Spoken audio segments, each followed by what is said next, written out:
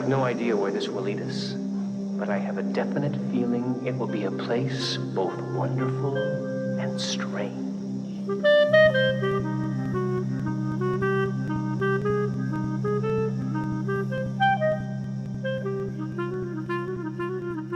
Hello, and welcome to the wonderful and strange Twin Peaks Logcast. I am Kalil, and with me today is the European ending to my Sunday night movie. Wait, this was displayed on a Sunday? Yeah. Oh, that's inconvenient. It was the ABC Sunday movie of the week. Oh, yeah, no, that sounds inconvenient just in general. Just here's what I'm getting at. Like, Sunday is such a weird day to ever, like, do any amount of celebrating because you're getting into the work week. The average American citizen is getting into the work week. Mm-hmm. So I'm just thinking to myself, like, yeah, I want to really push myself with a movie late into the night. Unless it's earlier in the day, in which, like, why would I watch a movie at, like, 2 p.m. in the middle of everything else I could potentially do on my weekend? I'm thinking that the rationale is so that it's something to talk about at the water cooler.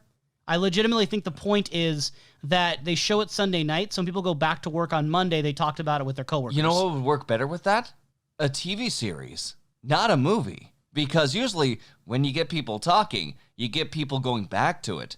If it's just on the television and it's gone, and this was the age of live television and not DVR, I mean, at best you might just get more people in the seats of potential other movie, but then you can be exploring a whole new genre. Well, if they did it Saturday, though, people might have forgotten about it by Monday. It's possible. And I said work, but also school, too, because admittedly, there were probably teenagers who would have caught things like this as well.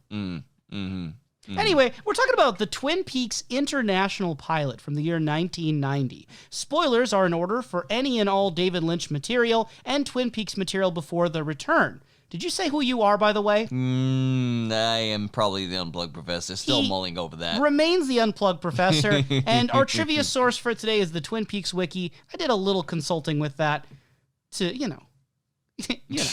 No, I don't. Please elaborate. You know. Why would you ever look at these sources?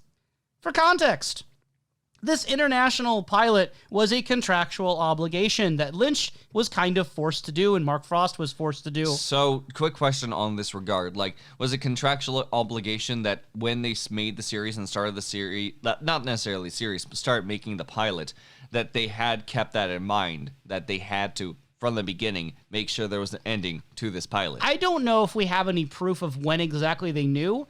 If it was in their contract, I would like to think that they knew like it would have been in the writing before they started. Mm-hmm. Now, did they read the writing? Did they remember it? That's something that... Do you ever read the terms and conditions, Kalil? No, you just scroll past it. It's like, this is important. Just gotta like sign on the dotted line. Here's my soul. Let's go. It's kind of strange because a lot of the cast and crew will go on record saying they didn't think this would get picked up. But at the same time, it almost feels like there was a confidence from David Lynch and Mark Frost that it would, because this ending feels so tacked on and rushed. While at the same time, I am led to believe, if I were, most likely, they did know about it. I don't think that they would just let this not be something they're aware of. So I think they knew they had to do an ending, but they just went with it this way, which to me, again, reads as confidence that they know they're going to get picked up anyway, so this ending doesn't matter very much. But then people also weren't sure it was going to get picked up, so it's in this very dubious region to my mind. I will say, like, outright, I knew it's a little bit sooner than what we generally, like, start speaking about it. But by that context, it sounds like they made a very solid pilot, but that was more of the focus. It wasn't, like, trying to balance out both, like, the idea of the pilot and the idea of the movie if both were conceived at the same time. It's just more so, they made a really good pilot, and then, we're just gonna try our best to squeeze this by. Yeah, a great pilot that they tacked on an ending to make it a confusingly, what is this kind of movie? And honestly, like, I don't know many situations where this would be a contractual obligation. Like, have you heard of a show in which it's like, yeah, you know what, we need to alter the show to make sure that this seems like acceptable to all these other regions? Like, I've never heard of that before. I'm going to assume it's because provisionally it was being slotted as a movie of the week. So they had to give it an ending if it ended up being aired on its own. If they did end up going with the idea of just airing the pilot and that's it as a movie, they had to have something end. So I'm thinking that's why. I don't know how many shows on ABC started as a movie and then got adapted. I mean, there's situations in our lifetime that are different where it's like Jimmy Neutron was a movie before it was a TV show, but it was like a theatrically released movie, and I think they knew if it went well, the show was going to happen anyway. Yeah, so there was no blending of like this was also a pilot. In I don't know how many cases were like this, where like imagining the pilot episode of ER, they went in knowing that they had to wrap up every character thread because we're not going to go on for 10 more years. Spoiler alert, in the movie version, they just stabbed the patient. Grey's Anatomy would read differently too. Yeah, I don't know how common that would be. It's something I have not heard of. That Grey got a X-ray, and that's why I've never seen a Grey's Anatomy myself. Yeah. They just learned Grey's Anatomy by the end of it. Sure. I'm just saying I've never heard of this. I'm not saying it hasn't been done. I'm just saying I'm not aware. Yeah, and I think the media landscape that you and I are familiar with and have grown up with is quite different. Yes. I don't think it's quite done that way anymore in the age of streaming, especially. So this international pilot was released on video in Europe and then a few years later in the US. So you could just buy this as the international pilot.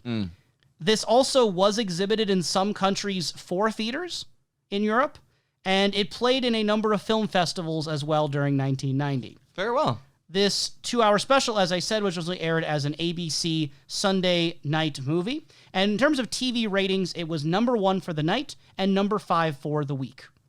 And no, I don't know if the week begins on Sunday or ends on Sunday when it comes to TV rating measurements. Good for it. Genuinely very good for it. I do think that there still is a fair amount to the international pilot that like stars it out to be very unique for television in general. So it's good that it had some fantastic standing, and I'm glad that everything started getting picked up afterwards. Still weird. Still genuinely very weird. The pilot episode was nominated for 8 Emmy Awards in 1990, including Best Drama, Best Writing, Best Directing, Best Production Design, Best Actor for Kyle MacLachlan, Best Director for David Lynch, and Best Supporting Actress for, I'm actually curious if you could guess. Who do you think was nominated? I'll tell you there's 2 people listed. Yeah. Who are the 2 actresses nominated for Best Supporting Actress from the pilot? I would say probably for the sake of like I'm taking the word supporting too literal, and I myself don't watch too many award shows myself, but the ones that end up being like supporting to the other cast or at least supporting to the overall narrative, I'm leaning to the actresses for Sarah Palmer as well as the actress for Lucy. So that'd be Grace Zabriskie and Kimmy Robertson. Both incorrect. Both incorrect. Piper Laurie for Catherine and Sherilyn Fenn for Audrey. Really? Yeah. They seem like the ones that are almost like the least present inside. Yeah, those are the this. ones that got the potential nomination award. You know what? Great for them. I'm happy for them. Just very, very surprised. They did not win. The majority of these did not actually win. Dwayne Dunham did win the Emmy for Best Editing, and Patricia Norris won for Best Costume Design. So those are the 2 wins, were the editing and the costume design from the pilot. They had very nice clothings. Very, very nice clothings indeed. So, Professor, how did it feel to be back in Twin Peaks, back at the beginning again? There is a whole new mindset that you get stuck with after going about with Twin Peaks for, what has it been now, Kalil, about 2.5 years? Something like that. Something like that. We've been doing Twin Peaks for a very, very long time.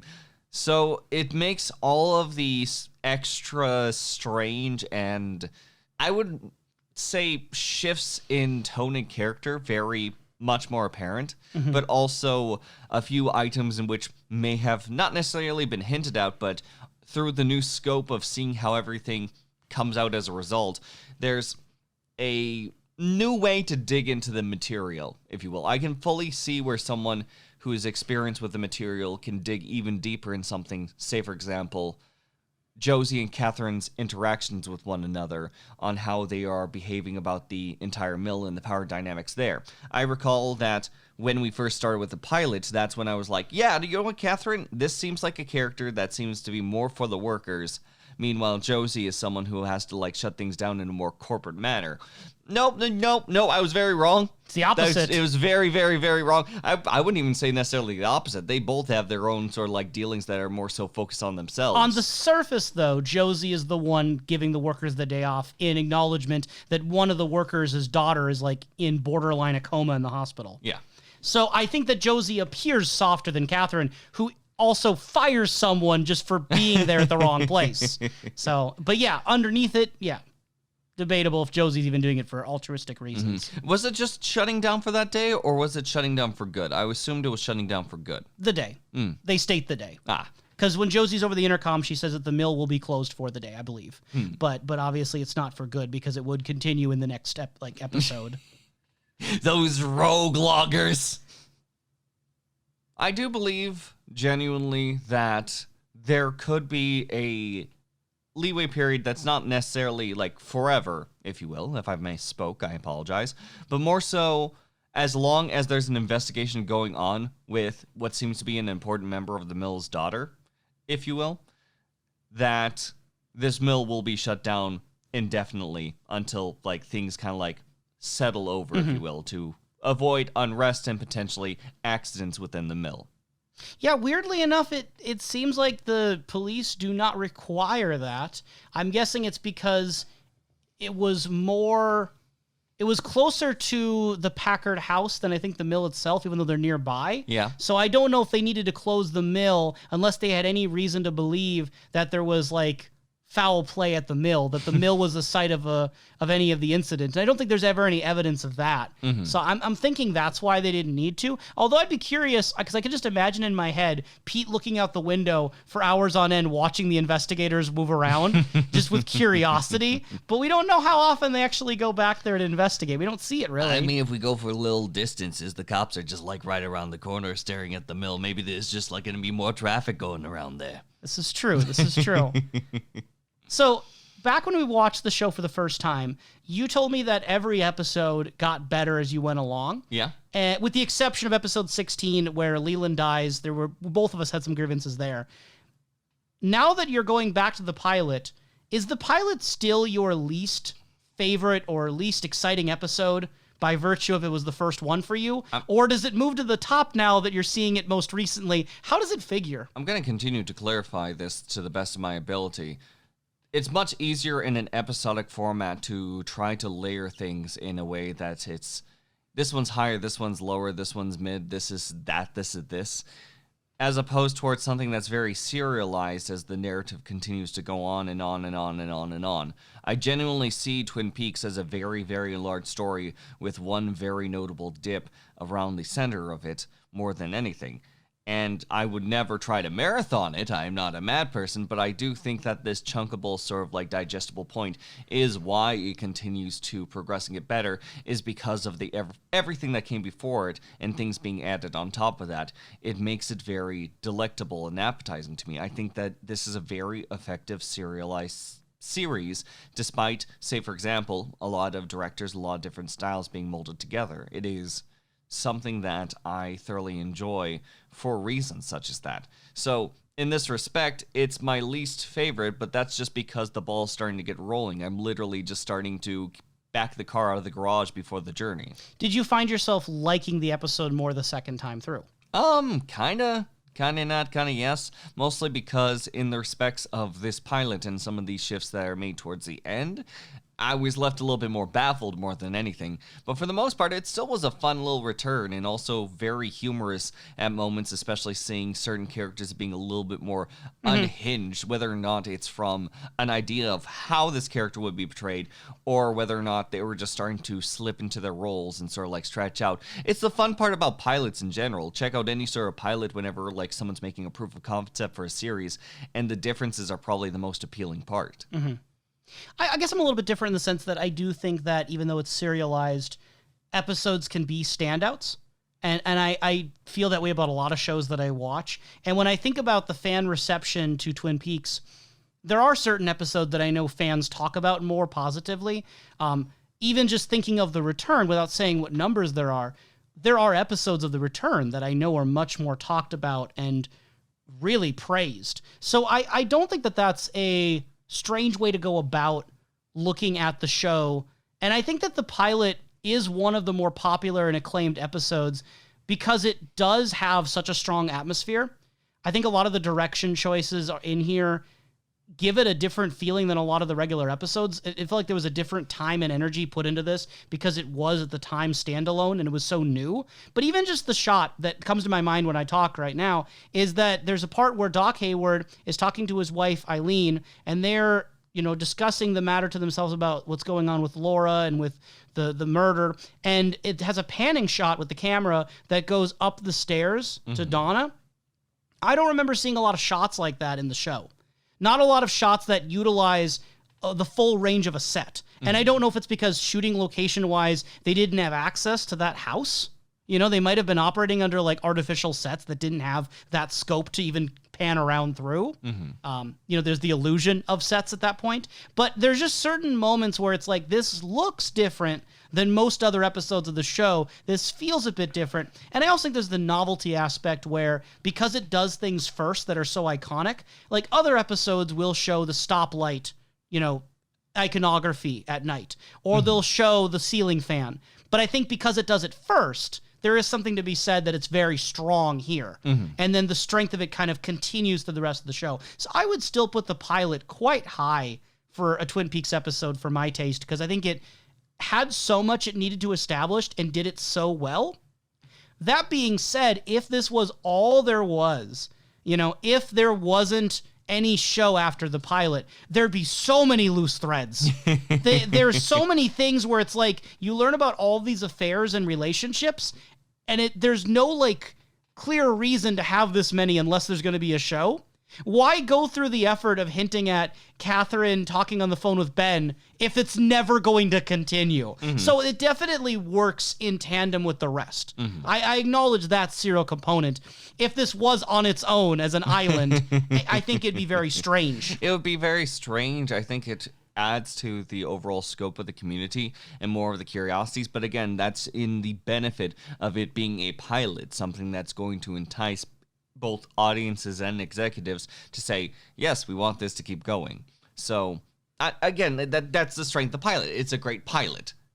Internationally, So you mentioned a lot of the differences are very interesting. Who were some characters that you thought the differences between them were very funny or curious, or just like they generally struck you in some way? Cooper. There was a point where, like, during first off, when Cooper does arrive inside of the town, he gives off a very vibe and tone off of his voice that is very Rosenfeld-esque, is the way that I worded it. He says that, look, sometimes like people like you will get in the way of me. I need to make sure that doesn't happen and know that my authority comes first.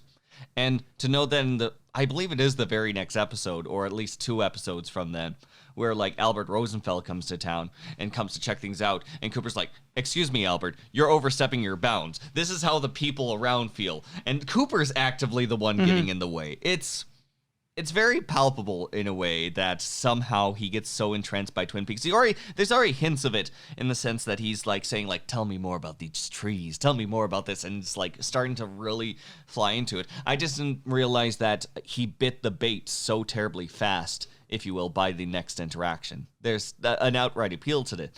2 things, I guess, come to my mind right away when you talk about that is that with the inclusion in Fire Walk With Me of Deer Meadow, we do see the other side of what a rural sheriff's department can do in response to the FBI coming in and the attitude they can have. So I think through like Sheriff Cable, we do get an example of maybe why Cooper was testing the grounds and laying just a very firm line at the beginning to establish like, I'm the one in charge here. Okay. So I think he's just like testing that ground. And again, the later inclusion helps that make more sense in hindsight.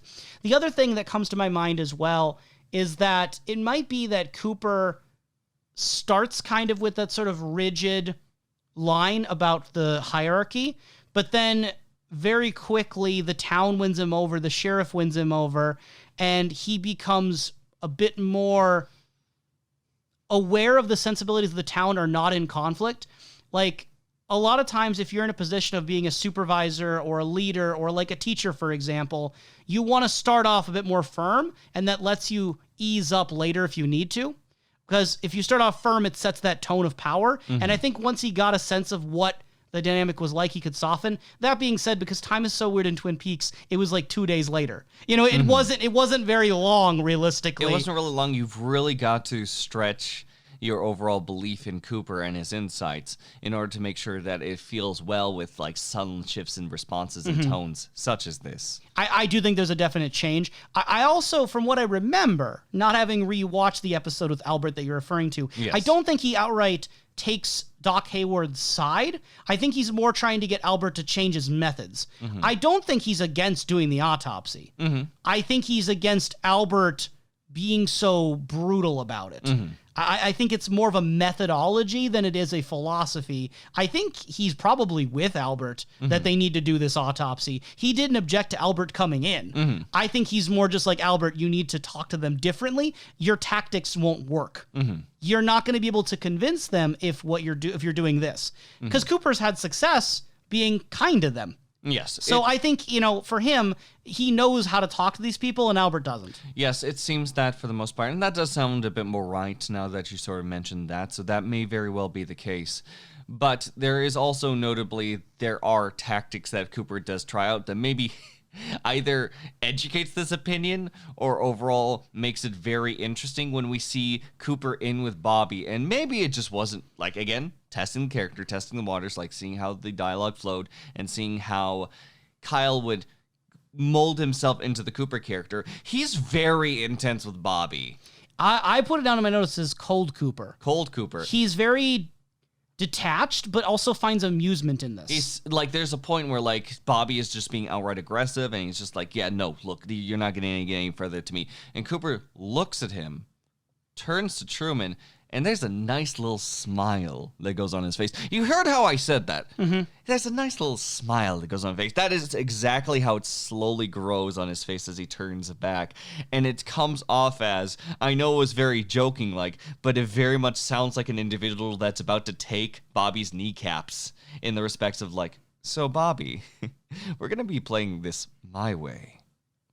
Yeah, it's very much a power move in a way that's meant to instill fear. Almost like it feels like it's meant to make Bobby uneasy and make him uncomfortable. And I don't normally associate the Dale Cooper of Twin Peaks as someone who purposefully tries to make people on edge or feel uncomfortable. Like maybe it's just like people that's close to him that we see moments with Audrey, but there's a point with Audrey where he's just like, listen, we're going to talk about this. Let's have some overall milkshakes and overall burgers. This makes it sound like he's going to be making it out of Bobby.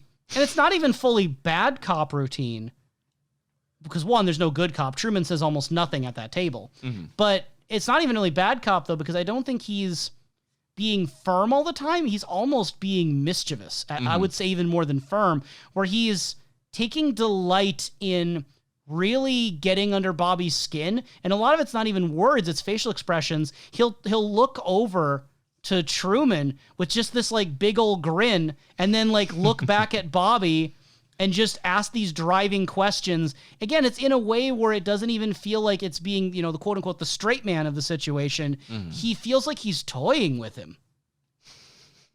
Playing with his food. As he's enjoying his chocolate bunnies. Maybe Bobby is the chocolate bunny. Of course, we really can't talk about these things without thinking of the season 2 ending. Right now we have the context of Cooper coming back from the Red Room with Bob in the reflection, how's Annie, and then the secret history of Twin Peaks with the Mayday message. This is the darkest Coop we get, other than the season 2 finale and the book, and this is the pilot. So it's like David Lynch and Mark Frost had this sort of duality for Kyle MacLachlan's character, where he had the lightness and the silliness of, give me a donut, oh man, these trees smell so great, man, this pie is so damn good. But then alongside that, from the very beginning, Dale Cooper also had this sort of darkness and callousness where when he's at the hospital, he just keeps referring to Laura as the dead girl a lot without even considering, he later says the victim. He does soften it later, but he doesn't say the name of the person. He should know Laura's name as it's his case. And then also when he's there, the doctor says you really shouldn't question Ronette. She's not even really sure if she's here right now. She's very out of it right now. She's, borderline unconscious. Yeah. And Cooper is just like, what do you mean? Like, state what you mean. And then he proceeds to want to investigate. And I understand looking at the fingernails, but his whole entire attitude, it's like he's studying a specimen. Like, it doesn't feel like he's talking to a girl who had been assaulted and nearly killed. There's just, again, some sort of disconnect here that I think is interesting to have always been there from the start. So aside from all these differences that we notice, obviously, between the pilot and the rest of the show later, it is the same pilot we've watched before, except the 20 minutes tacked on to the ending. So you'd never seen that stuff before. I'm not even sure if I've seen it. I don't remember. I've heard about it. I knew about it. I don't know if I actually ever watched it before. What did you think of the new to us, content in the international pilot? Now, I won't lie. Like, I have heard dialogue that from, like, yourself, that there was an amount tacked on. I don't know if that was any sort of thing in which would influence my mind. I do not believe that it's influenced my mind, mostly because I genuinely also feel that it does feel very tacked on. It feels like something that was put together and quickly resolves things, and then it comes off as disappointing, if anything. It's clearly not Lynch and Frost's vision. Like, you just can tell by the way this feels and is paced versus everything that comes before it.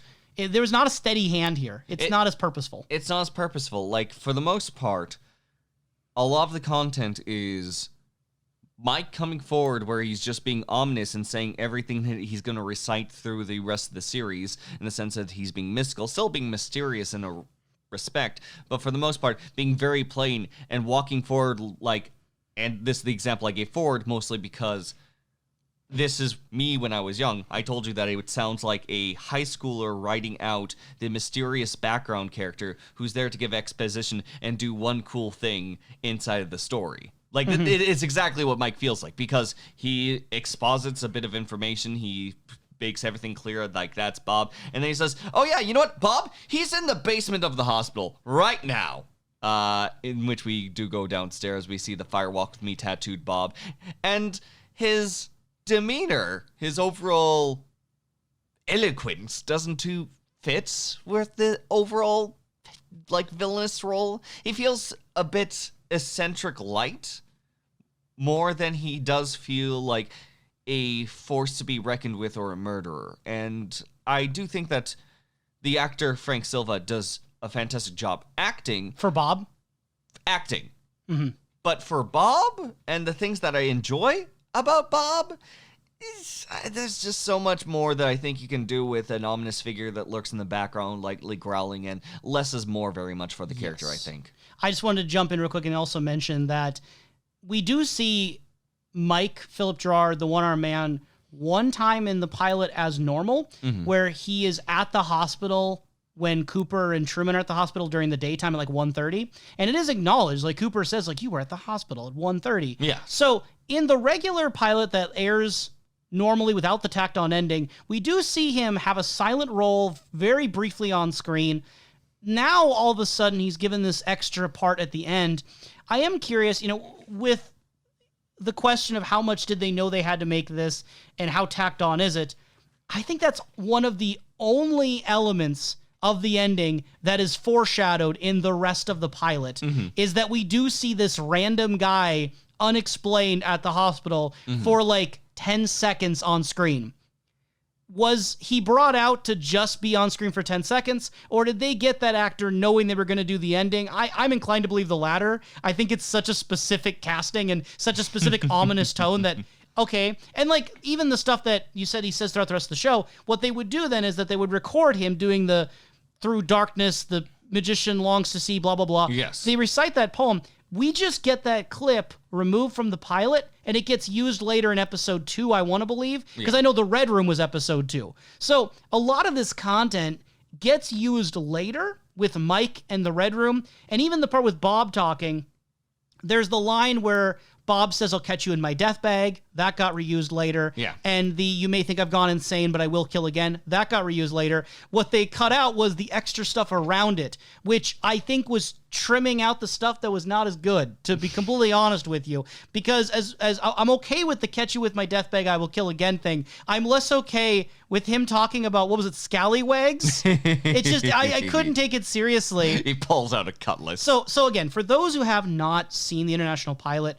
or don't have access to it at the moment, the basic rundown is that it goes to Sarah Palmer on her couch like at the end of the pilot normally, except there's an extended sequence where she has this vision and memory of slow motion going through Laura's room and finding Bob at the bedpost. With overall, like, distorted volume in which, like, her voice is like...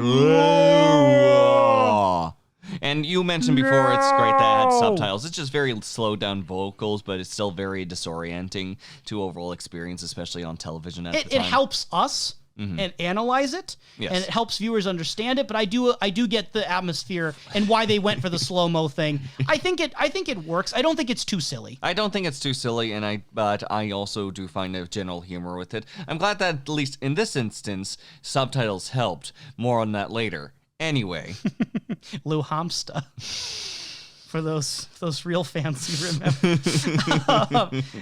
But Sarah Palmer has this vision, while maybe drugged. Maybe she's currently on drug medication at the moment when it happens. Unclear. And she shoots up, and we get that shot where Bob is in the mirror by Sarah Palmer. In the original pilot, it's only on screen for like a split moment.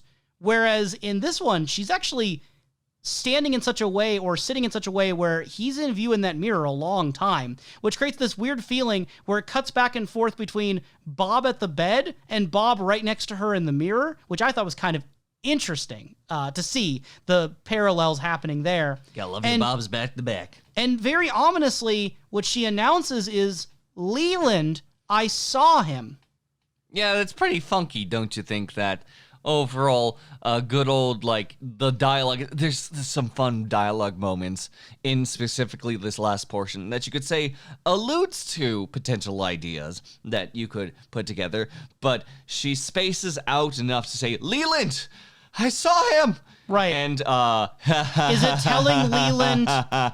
Is it telling Leland I saw the killer, or is it saying I saw Leland in a way? Which, mind you, like later on, Leland does make a phone call to Lucy saying that, yes, my wife thinks that she saw the killer and she's ready to tell the police about this.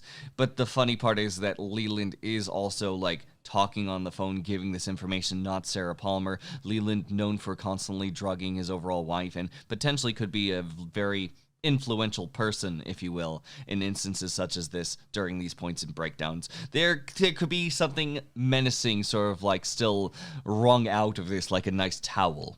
What I do want to point out then is that if Leland is on the phone communicating this, unless you believe that he then shot out of his room, went to the hospital, went to the basement, lit some candles, I'm assuming when we see Bob, it is not Leland looking like Bob.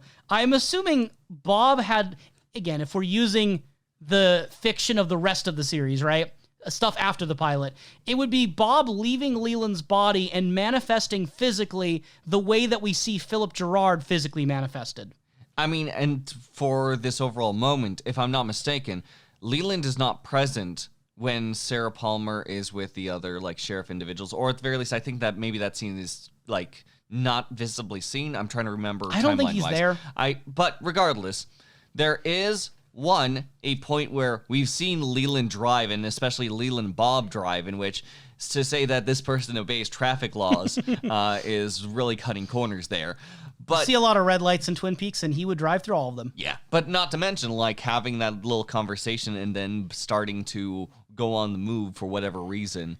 That is something that could be tempting to say that he can exist there. For what reasons or for what why? If it's just Mike's siren's call? If he just decided that it's his birthday, so he's gonna hunker down inside the basement and light some candles for him, and he's gonna make a wish, if you will. Ha ha ha ha. So I don't think this works. Like, I don't think it makes sense. I don't think it makes sense with the rest of the fiction that would come later in the series and through other material. Mm-hmm. I can't think of a reason why Bob would be outside of Leland, physically corporeal, in the hospital basement lighting candles while Leland is kind of warning. I don't know if that gels with anything else we're given, because otherwise Bob never clearly exists physically in the world. We have a vision of Bob standing over kind of the bed when Josie dies, but we very much see him appear and disappear like it's some sort of supernatural thing like the giant. We don't get a sense that he's literally there, and if Cooper would have pulled out his gun, he could have shot Bob right there. I don't get that vibe. So there's something kind of unique about this situation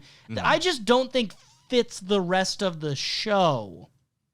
No, it doesn't fit necessarily with the rest of the show per se, but it most certainly still flirts with the rest of the show. I know that there's a moment that you mentioned that Cooper does say something along the lines of Lucy and Andy being present, but Lucy and Andy are not present in certain episodes, in which that could be a line in which this overall dream reality or something that is in overall Cooper's dream, intuition dreams that we've had in the past. To clarify what we're talking about here, I believe I mentioned this in the season 1 look back, I want to say, is that in episode 2, which is the 3rd episode, Cooper has that dream of the Red Room, and he gets Laura whispering in his ear who the killer is. He calls Harry and he says, yes, it can wait till tomorrow morning, but I'm going to tell you tomorrow who killed Laura Palmer. Flash forward to episode 3, aka the 4th episode, and he tells Truman that he forgot. But when he does mention this dream, he does point to Andy and Lucy saying that they were there in the dream. However, we never saw Andy and Lucy in the episode 2 dream of the Red Room. Yes. Where did we see Andy and Lucy? In the international pilot ending. So I think the implication that other people have taken as well is that the international pilot's ending had been retconned as a dream that Cooper has in season 2. And we're given the magician chants out, we're given the Bob part, and we're given the Red Room, which is enough to infer that maybe the rest of the international pilot, that ending is still quote-unquote canon as a dream sequence. Whereas in the pilot, in the international pilot, it's just the ending. There's no evidence necessarily that Cooper is dreaming Andy and Lucy up. It's just kind of treated as it's actually going on. So it's almost like it was all a dream trope, but just to write off the ending of the international pilot. Don't worry, that didn't happen. It was just a dream. But he still references Andy and Lucy later, which is, again, a strange curiosity beyond just being a Wizard of Oz tie-in. And what a dreamlike experience Lucy and Andy really are in this international ending. It is surreal in a different way than the Red Room. It feels like I'm having a weird hallucination. It's a series of events happening all at once. It is where Lucy is trying her best to paddleball, and I feel for you, girl. I can't handle those myself, and just fling them all over the place. Sometimes it hits the board, sometimes it doesn't, but overall just flinging around a paddleball. Meanwhile, Andy is off in the corner playing a trumpet. One of his legs on his overall uniform is just up, exposing his shin. It's not his police uniform, right? Because it's after work. It's after work, but they're at Lucy's house. But if I'm not mistaken, I might be misremembering. It seems that he is in daytime attire, which I went to assume was his tan shirt and brown pants, just with the extra pieces sort of taken off. The missing pieces. The missing pieces, yes. And meanwhile, Lucy's already in a bathrobe. And so, two already, different feels going on right here for multiple reasons. Well, there's a deep reddened light cascading into the background down upon them. And it's around this point where we do get that call from Leland Palmer that's trying to run a report through Lucy so that Lucy can reconnect with the rest of the cops, and she's going to make phone calls. And the reason why she's doing this is because no one's at the department basically right now. Truman was called over to Josie in the deleted scene about the raccoon, which we do see Truman, with Josie, and Josie's like, oh, you needed... No, Truman was like, oh, I heard that you wanted to see the sheriff. So Truman is currently occupied, which is where I think it went to Lucy when Leland couldn't get a hold of the department. I feel sorry for Lucy, though, because her job just doesn't really end. No, it doesn't.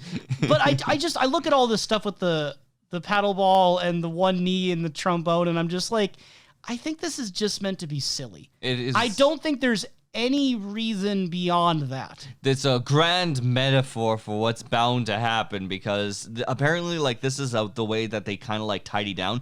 They mentioned somewhat in their dialogue that they're just getting ready for bed. This is just a nightly activity that I guess settles them down of poor trumpet playing and paddleball. It gets them in the mood. Oh my, yes, I love to bang those balls, and by balls I mean paddle balls, before slumbering deep into sleep and beholding. Well, and there's also the blowing. Anyway, so I there's an unreality to this because when Leland's on the phone with her, he's like, yeah, my wife, she thinks she remembered who was the killer because she thinks she remembers it from this morning. And Lucy's like, really? How? And Leland's like, yeah, it's really weird, isn't it? And then later when she calls Truman, she doesn't even seem like, it's just the way it's delivered where it's like, yeah, she thinks she remembered who the killer is. It just doesn't sound believable at all. It's just so abrupt. There's nothing to foreshadow this whatsoever. By the way, good old Deputy Tommy the Hawk Hill, in which she makes sure to state his full entire title because it's important that he gets down there too. We just made the joke recently that nobody ever says his full name, and now she literally did say Deputy Tommy the Hawk Hill. And because he's good for sketching. Which is not a thing anywhere else, right? Because Andy's usually the one who does the sketches. I don't recall, anyone being named for the sketches. Andy did sketches during, the trial stuff. Ah! I think this is where my memory's coming in. I'm pretty sure he's the one that drew the Bob picture in the first place in the show. I don't know. I think they realized Hawk did everything and should have been the sheriff. So I think they just gave it to Andy, which I actually like Andy being the sketch artist more than Hawk. I think Hawk is maxed out in so many stats that I think having Andy be a good artist, it's cute. I like that. I'm good with that. One thing also kind of weird is that when Cooper is reached about all of this stuff that's happening, he is in bed, and I don't know about you, but the way he was sleeping to me seemed very restless. Yes. It seemed like he was in an REM state of having some sort of weird dream, maybe even nightmare. But then when he's on his tape recorder talking to Diane, he says that he was sleeping soundly at the Great Northern. Yeah. I would not call what he was doing sleeping soundly. He was with sounds. It was soundly. There were soundings that were happening. Sounds. Do you think that was an intentional dissonance or difference? Or do you think that is soundly sleeping to Cooper? I think that is an intentional dissonance, personally. I think that having something strange sort of pop up before a lot more strange things pop up, it's kind of like easing into that atmosphere as we are going to very much jump off the cliff very, very soon. And if we're going with the episode 2 dream interpretation of this ending, Cooper is dreaming that he wakes up. Mm-hmm. He's not really woke right now. He's dreaming about waking up. And the one-armed man, Mike, when he's over the phone, he says he knows who killed Teresa Banks. That's the way he kind of introduces the situation. So it is interesting to hear that being kind of the lead-in, not Laura Palmer. He does start with Teresa Banks first, which I feel like has, again, more significance after Fire Walk with Me. Yes. Whereas in the pilot as is, you hadn't really heard that much about Teresa Banks, just that she was the previous victim in a series, potentially. I think that you can still, make an argument where there is, a confirmation through this phone call, reassuring Cooper that, oh, yes, I do know, and yes, it does, in fact, go all the way back. This is very likely a repeat of what has happened. You are correct, because I also know the answer to this question. I think it's just a very quick shorthand to imply something like that. Mm-hmm. Now, a few things on the hospital conversation. They walk in, Mike is in the shadows, and his rationale for this is he tells him, don't try to turn on the light. Mike's telling Cooper this, because the transformer might be bad. In other words, it might be a Decepticon. But we do see earlier in the pilot the light flickering, having some troubles. There is a precedent to this, but the effect is, if you go in with the mindset of the rest of the series, he isn't allowing the electricity to be on. It's something that you could argue that, yes, and I think that may be a potential intention, especially since he sits inside the corner of the darkness and awaits, and almost like that knowledge could be known to him. But on the same token, the funky part of the pacing of this feels like I've been at the hospital all day, I know about this. It just feels like, yes, I called Cooper, and then it's well, that kind of sucks, okay. Well, I guess I'm going to turn it off and wait here. I already said I was going to wait here. And he just, walked in the corner off to the side, being like, that's just annoying. Please, Cooper, don't turn that on. I don't know. I don't think it was intentional. I am not saying that there's the reason why the lights aren't on is because electricity. I'm saying in hindsight. I'm saying that you can interpret a reason why Mike would not want to have the light go on. I'm not saying that was the reason Lynch and Frost had at the time. Now, mind you, I'm still going with the more intentional reading of it, mainly because of looking at the general themes that David Lynch not only kind of goes for the sake of, that darkness of, the good old meme electricity, but very notably, I'm still very suspicious on the wording of, like, any place that you could ever be sitting on top of. Maybe it's just more so what the place is, but being on top of a convenience store and being settled. Convenience store as a location for these overall spirits and being noted as this location for spirits, I've only started to recently think to myself, is like, well, unless you're working with like a bodega or something like that, I've rarely, very, very rarely ever seen like a second floor to any convenience store. And yes, we do see like this rundown place where we're to assume that is the location in Fire Walk With Me, but also it's shady as hell up on top of that convenience store. I don't want to go anywhere near this. So some of the reading that I almost put forward is thinking, all right, what's at the top of the overall convenience store? What is above a convenience store? That would be something such as a large electrical sign. That is something very notable above any convenience store, anywhere that you pass, especially as you and I have traveled around those sort of like locations, especially inside of some mountainous small town place such as where Twin Peaks lies, or like the surrounding areas in Washington. So you are suggesting... I'm suggesting that they live in electricity. And this, the themes of like things lurking electricity and Mike's overall caution around that could be potentially something that was thought of as early as this. So do you mean the electricity in like the wires of the ceiling, or what do you mean? Through the transformer, to do not turn on the transformer. It could be some, like, he's being hidden and he's hiding off to the side so that Bob doesn't catch wind of him. Where did they last lurk? It was amongst, above a convenience store, which maybe they lurked within that sign. They are electricity in a way. Whatever electricity means is a larger whole. We had a whole discussion, yeah, bordering on argument off pod, about the idea of what counts as above. I might have misunderstood you now that we're talking about it now. Okay. I'm curious, when you say the sign, I thought you meant the sign that's closer to the road. No, I'm talking about the sign that's held right on top of the convenience store to blatantly above the door. Advertise. Above the door, yes. No, I would... Okay. The reason... This is more for my sake to communicate this than even for the pod. I thought you were trying to say that Mike was referring to the sign that is oftentimes several feet away at the opposite end of a parking lot, up in the air, advertising that there's a gas station or a convenience store. I did not know you meant the one literally connected to the building. Yes, I did mean the one connected to the building. That is why I was fighting you so much, is because I was saying, how far away does something that's above count as above still? Because I was going off about, like, if a bird is above me, how close would that have to be? Okay, I understand now what you're saying, and I think that makes way more sense. I think it's such an interesting conundrum, because if you think about above a convenience store, there's several ways you can go. You can go with the electricity above it, with the sign, or in, like, the workings. You can go with, like, the rafters, the crawl spaces, the attic potential. Maybe not a full room, but it's the idea that something's lurking above where there shouldn't be anything. And there might be that idea, again, leaning more into that when they say above the convenience store, they do mean the empty space, the nothingness above the roof. So there's that angle that could go.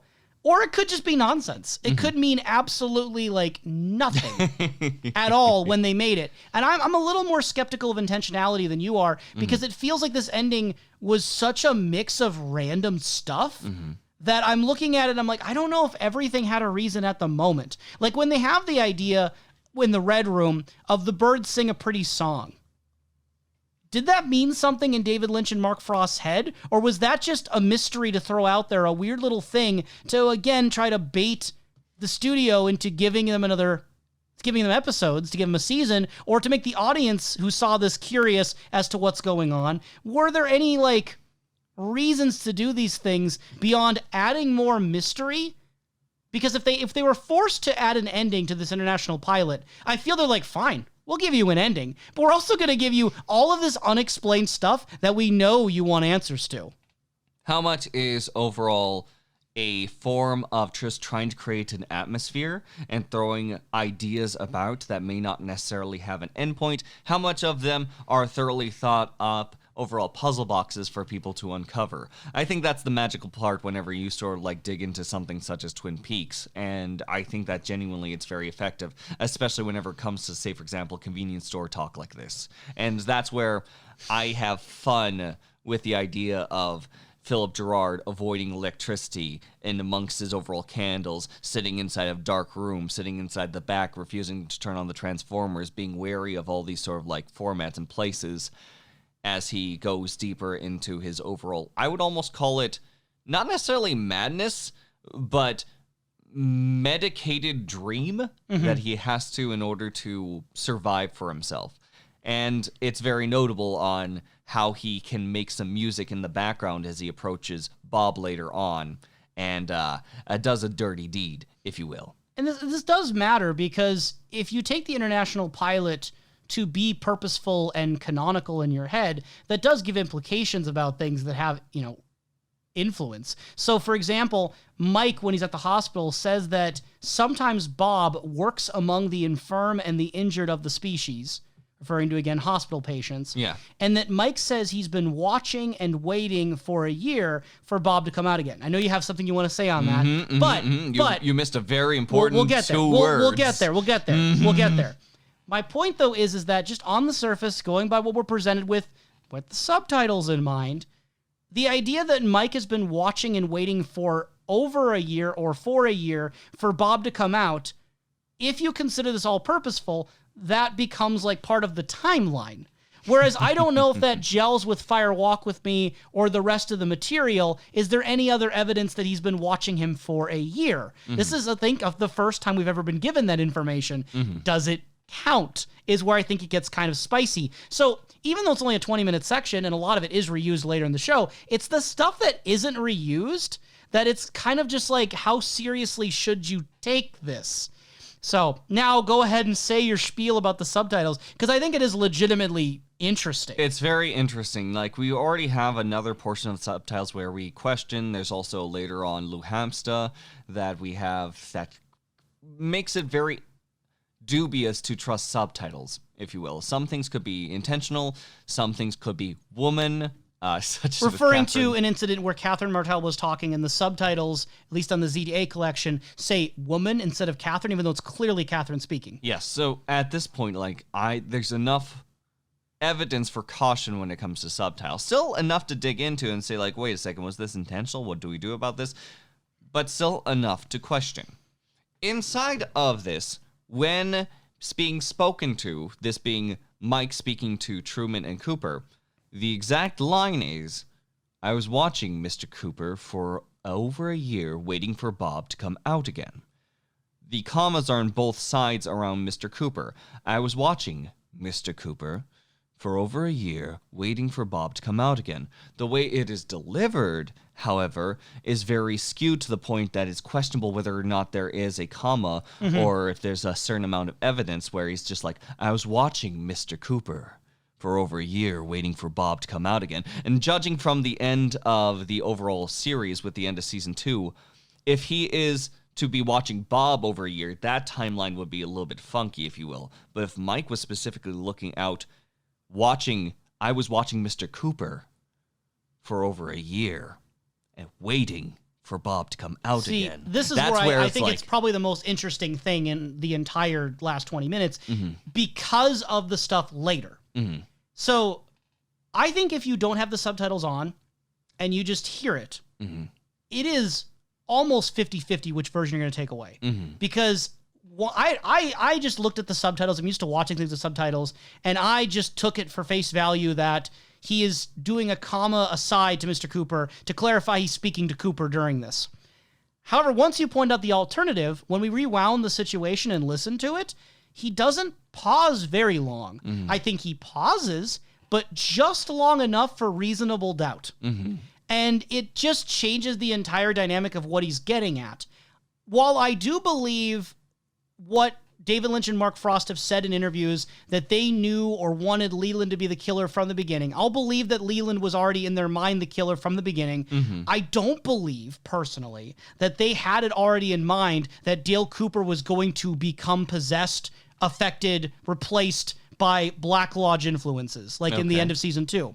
And because I doubt that, I have a hard time believing that the intentional reading was him saying, I've been watching Mr. Cooper to see if Bob would come out of Mr. Cooper. And also because in the international pilot, the ending doesn't directly do anything with that unless you start really reading into the 25 years later thing differently.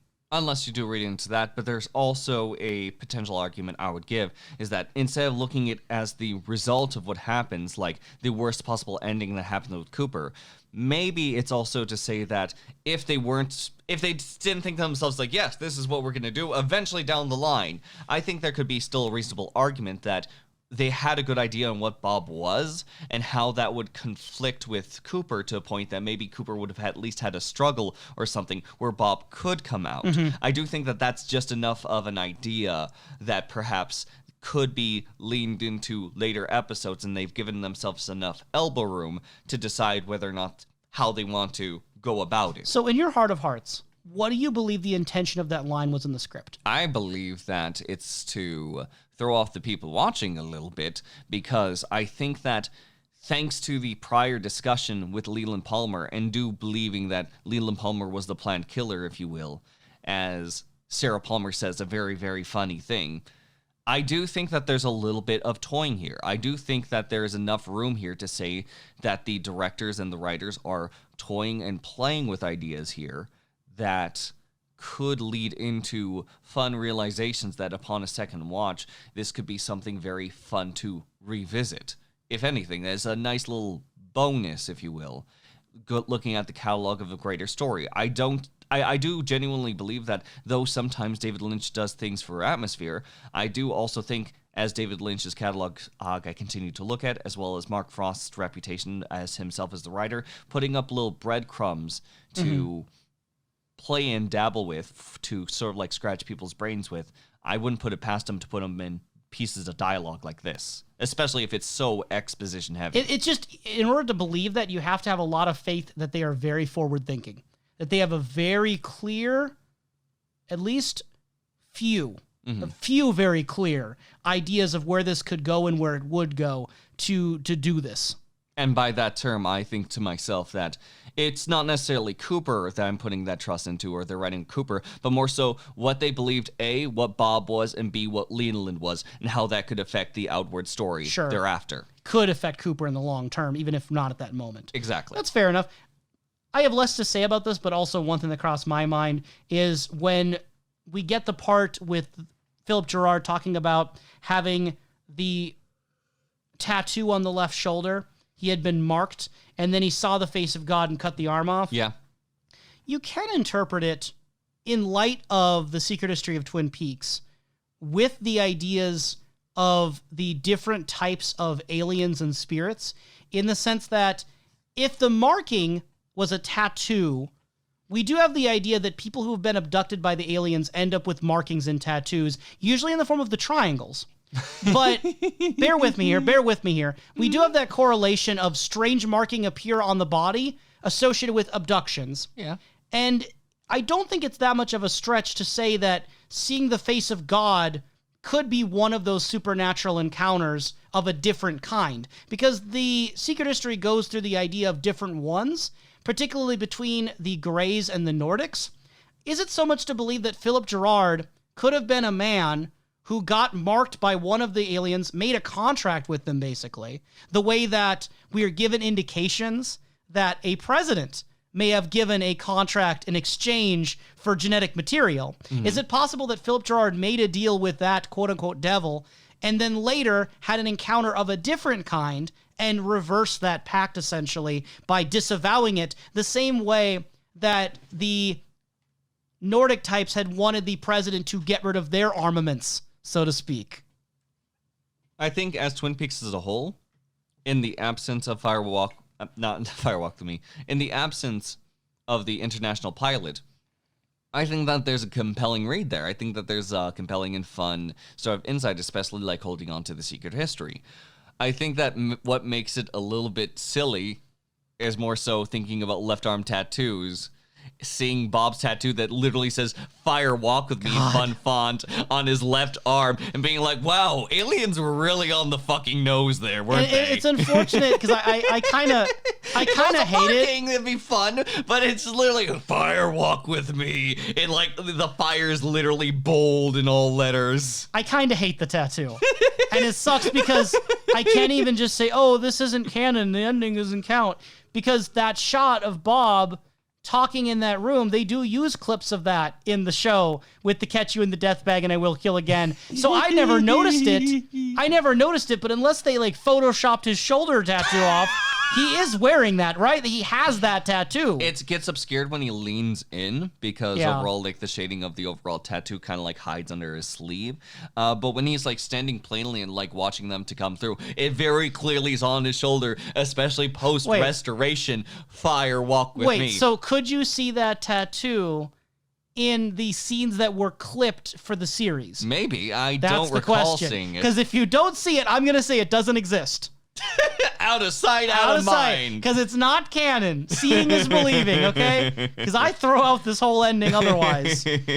Man. Yeah, Bob's doing some weird candle ritual in the hospital basement, and he introduces it as, this is welcome to the killer's lair. And he's just being very, like, I don't know, flamboyant almost about it, but like very like weird and mysterious and ooh. And I just don't buy it. But what I wanted to say...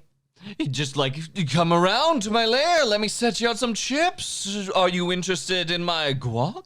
Yeah, in that tone of voice. It's not necessarily scary. It's more just like, okay, fun at a Halloween party maybe. But the thing that gets me, though, is that I don't feel like this is the killer's lair. I just feel like some guy, probably a homeless guy, just wandered into the basement of a... I mean, look at... Anyway.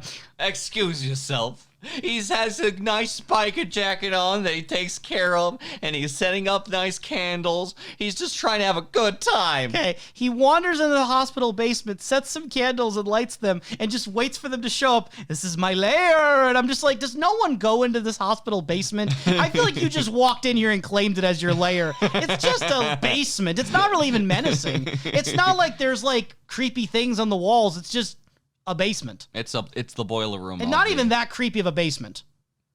Like, I feel like in my mind, a basement sounds scarier than what this is. It's a boiler room. It's pretty well lit. When you think of the electricity idea, he not only has the element of lighting from the candles, but also electricity. He likes a well-lit room. Mm-hmm. You could say something You with could that. say something like that, but also there's been so many points of like, and maybe things just got better. Maybe it was just like, we'll put our budget into this at this time, being like, this is the much better place to put the budget, that using that electricity and in an effective way, in a great lighting way, like there's so many great moments I think with Bob when it comes to lighting, that just seeing this overall sake, yes, it does feel like they have literally walked into this guy who calls his basement his lair. It's not even his basement, it's a random hospital basement. It's his. He's claimed he just showed up one day.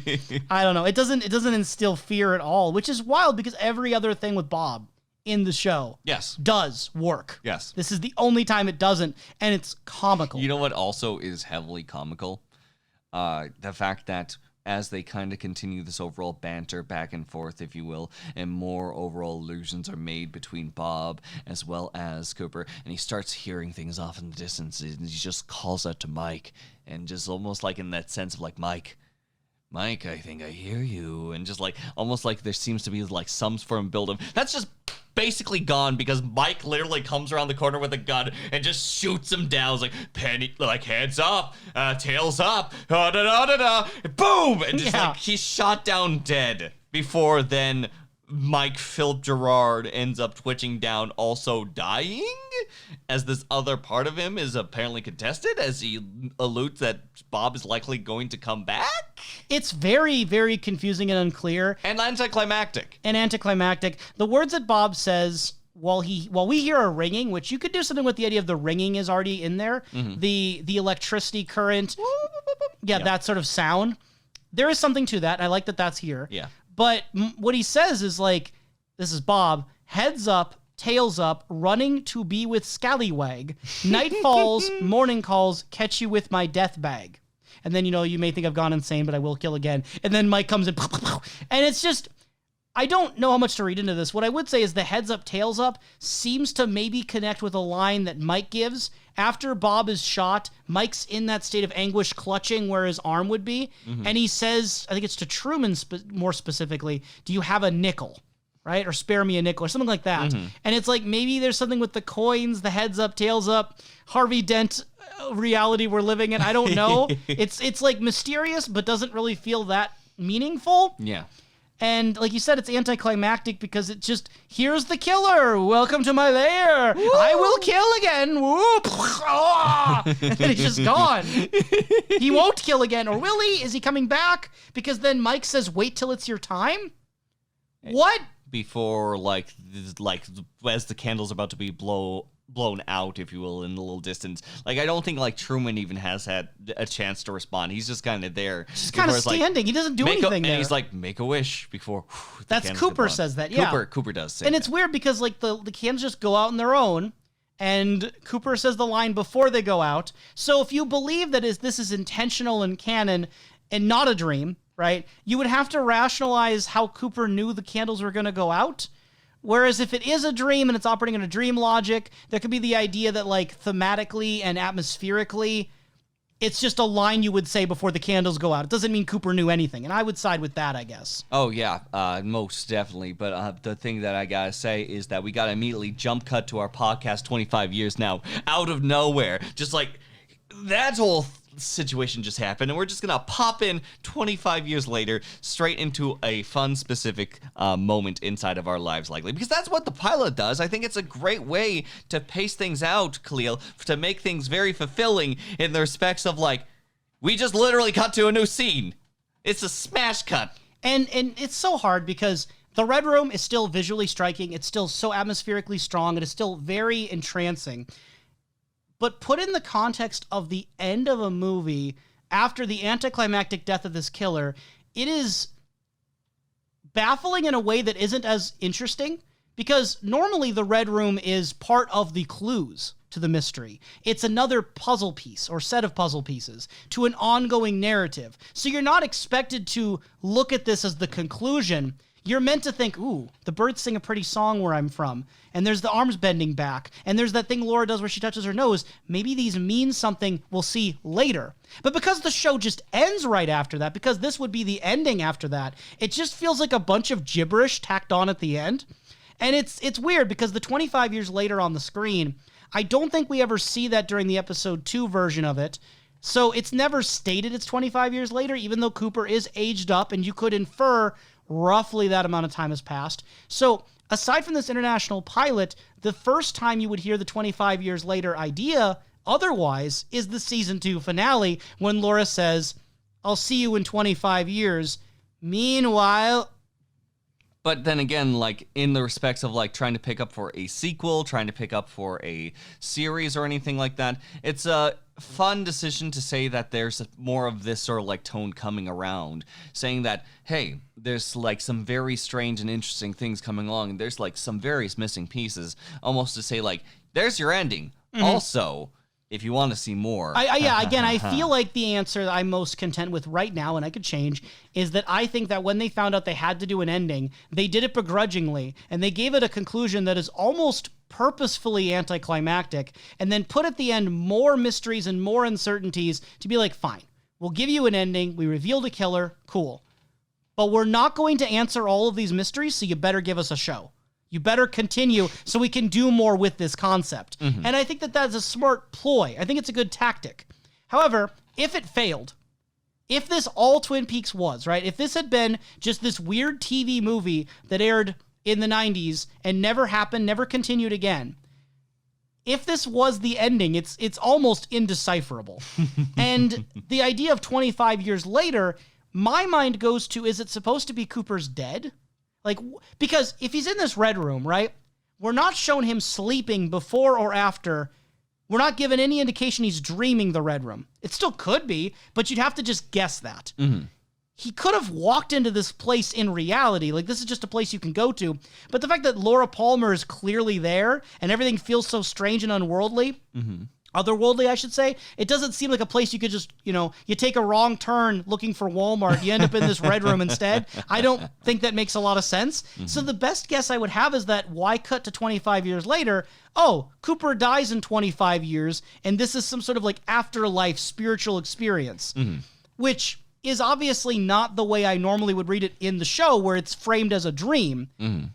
But I don't know, why else would it be 25 years later? If there's supposed to be a reason. Mm-hmm. All I could think of is this is Cooper after he dies, which is, again, weird and interesting, if that's supposed to be the intent or not. I do want to point out, though, with the Red Room, we do have new context for the weird thing that's floating by in the shadows of the curtains, that you, at the time, were saying it was the planet Saturn, and I had made the comment about, like, a UFO or a bird or something like that. Yeah. We got more for the UFO argument. Yay! And for the Saturn argument by proxy. Yay! What do you think that was supposed to be? Saturn. Okay, you still... Literally, Saturn's on the table off to the side. Saturn is flying throughout the air. Our constellations are a theme that comes off later. I think for the most part, most evidence that usually plays around with UFOs and the ideas of UFOs comes so much later on that, yes, that you could still make some extraterrestrial arguments, but I think that the biggest arguments come from things such as the secret history of Twin Peaks. So why Saturn? Why Saturn? To return to that question. I think I answered it in the podcast a while ago, and I didn't have my Saturn notes prepared. It was 2.5 years ago, so I'm just asking what your thoughts are now. You looking up your old notes? Well, my thoughts right now is that Saturn is right there. It's like, oh, I spoke about that before. I filed it away, way back in my head. I never thought I'd return to this place. You watched it. What did you think of it this time? I thought it was Saturn, and I was like, oh, that's cool. I probably said something nice about that.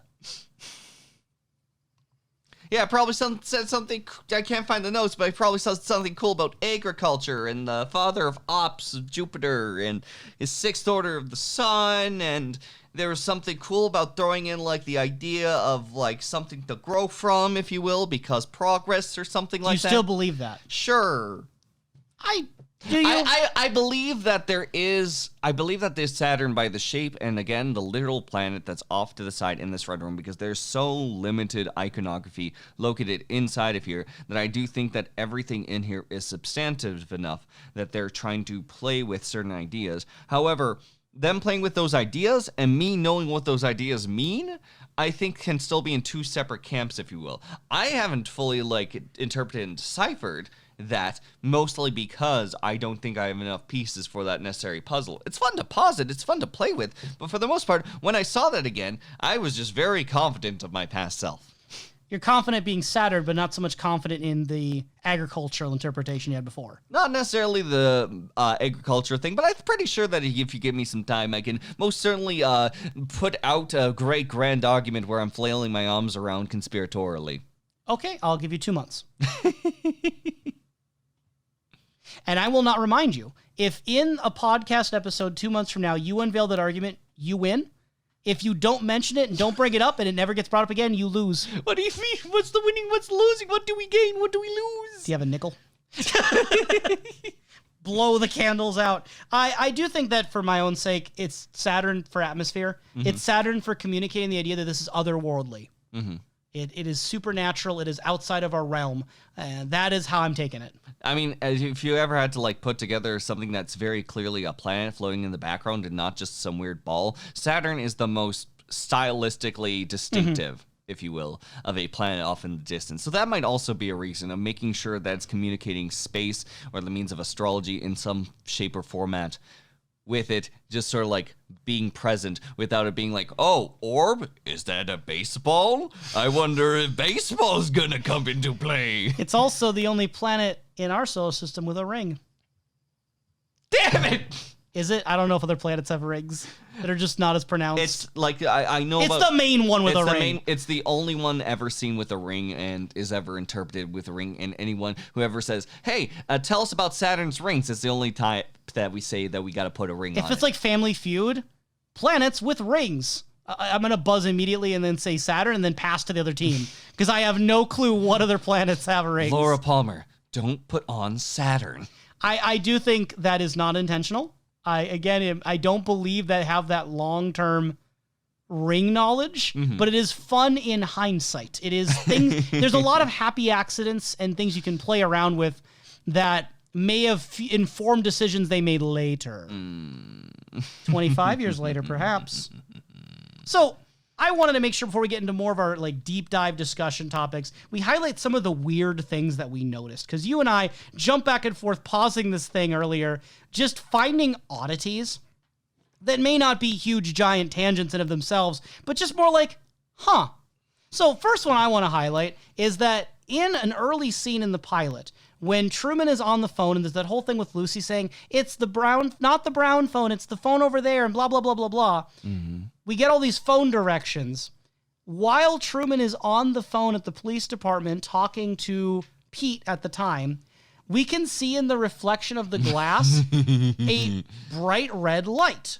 And it drew my attention, and I looked what it was, and it's clearly the light of a headset. It's not a light of a headset. It's a reflection of the red tape on a headset. You actually have right now on you a future variation of this headset. That was a Sony headset, in which on yours is a light blue strip, but on that headset of that time, there was a bright red strip. Now, would you believe it? That headset was connected to a human skull. Oh, God. So, yeah, you know what? That's the common home for headsets, you see. I think it looks like David Lynch. I think it looks like a face. With the caveat that it isn't very clear. It's from a side profile. Who's to say?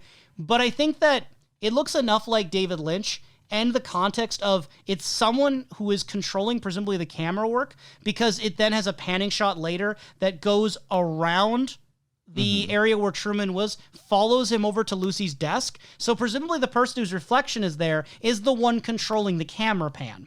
So if it's not David Lynch, it's someone else doing the camera work. It's Dave the cameraman. There might be some other cinematographers on task, but it just looks like Lynch, which I just think is funny because it's in the remaster, like, HD Blu-ray sets. It's very easy to see. It's very easy to see. As soon as you catch that red strip with your eyes, it is very magnetic to just stare back at this person. It's hard not to see it. Yep. So that's kind of fun, I think. Especially if you don't trust Gordon Cole. It's a human... Because Gordon Cole was there from the start. It's a human boom mic. That's the biggest thing I take away from it, and I love it. Then we noticed something, well, a couple things with the Major Briggs sequence where it's him and his wife, and the wife goes to answer the phone with Sarah Palmer. How would you describe the object that is sitting in the kitchen on the counter in plain view? Well, before we get to that sort of point, I love the loving relationship where, like, she's just giving him a massage, sitting in a chair in the middle of the room. There's no table in front of them. He's just literally sitting in the middle of the room reading the paper as his wife massages him. That's very cute and coupley, but also very strange in the overall location and position. Regardless, though, as we pan around and we're moving across here, obviously yourself and myself are just used to, like, looking at background details.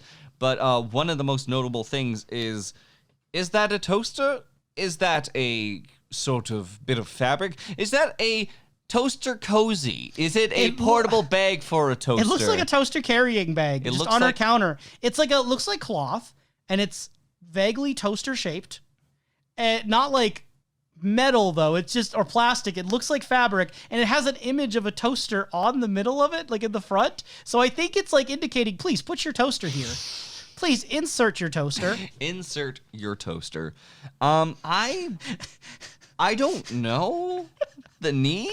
I don't know, because usually toasters come in boxes, and you never have to, like, carry it from place to place. If you do, you probably are moving and you put it back in the box. Maybe I'm just using toasters wrong, and I'm just thinking to myself, like, maybe I should try to keep, like, dust and other debris from, like, falling into said toaster. I feel like putting this hot truly toaster... need a cloth for the toaster. I feel like putting a hot toaster into a cloth bag is more of a fire hazard. That's after you're done with it. Like, you put it into the bag. Oh, yeah. Unless, like, that is true, and again, it's more like a toaster koozie, if you will. Is that brand name? It's the thing that you put around a can while you're going out on a hot summer day. I thought it was a cozy. Cozy? Koozie? Kazi? Regardless, you put a can into a nice little cozy koozie, and you put your toaster into its toaster koozie, and instead of, like, keeping it sort of, like, cool, it keeps it hot. It keeps your toaster hot. Nice. Nice and ready.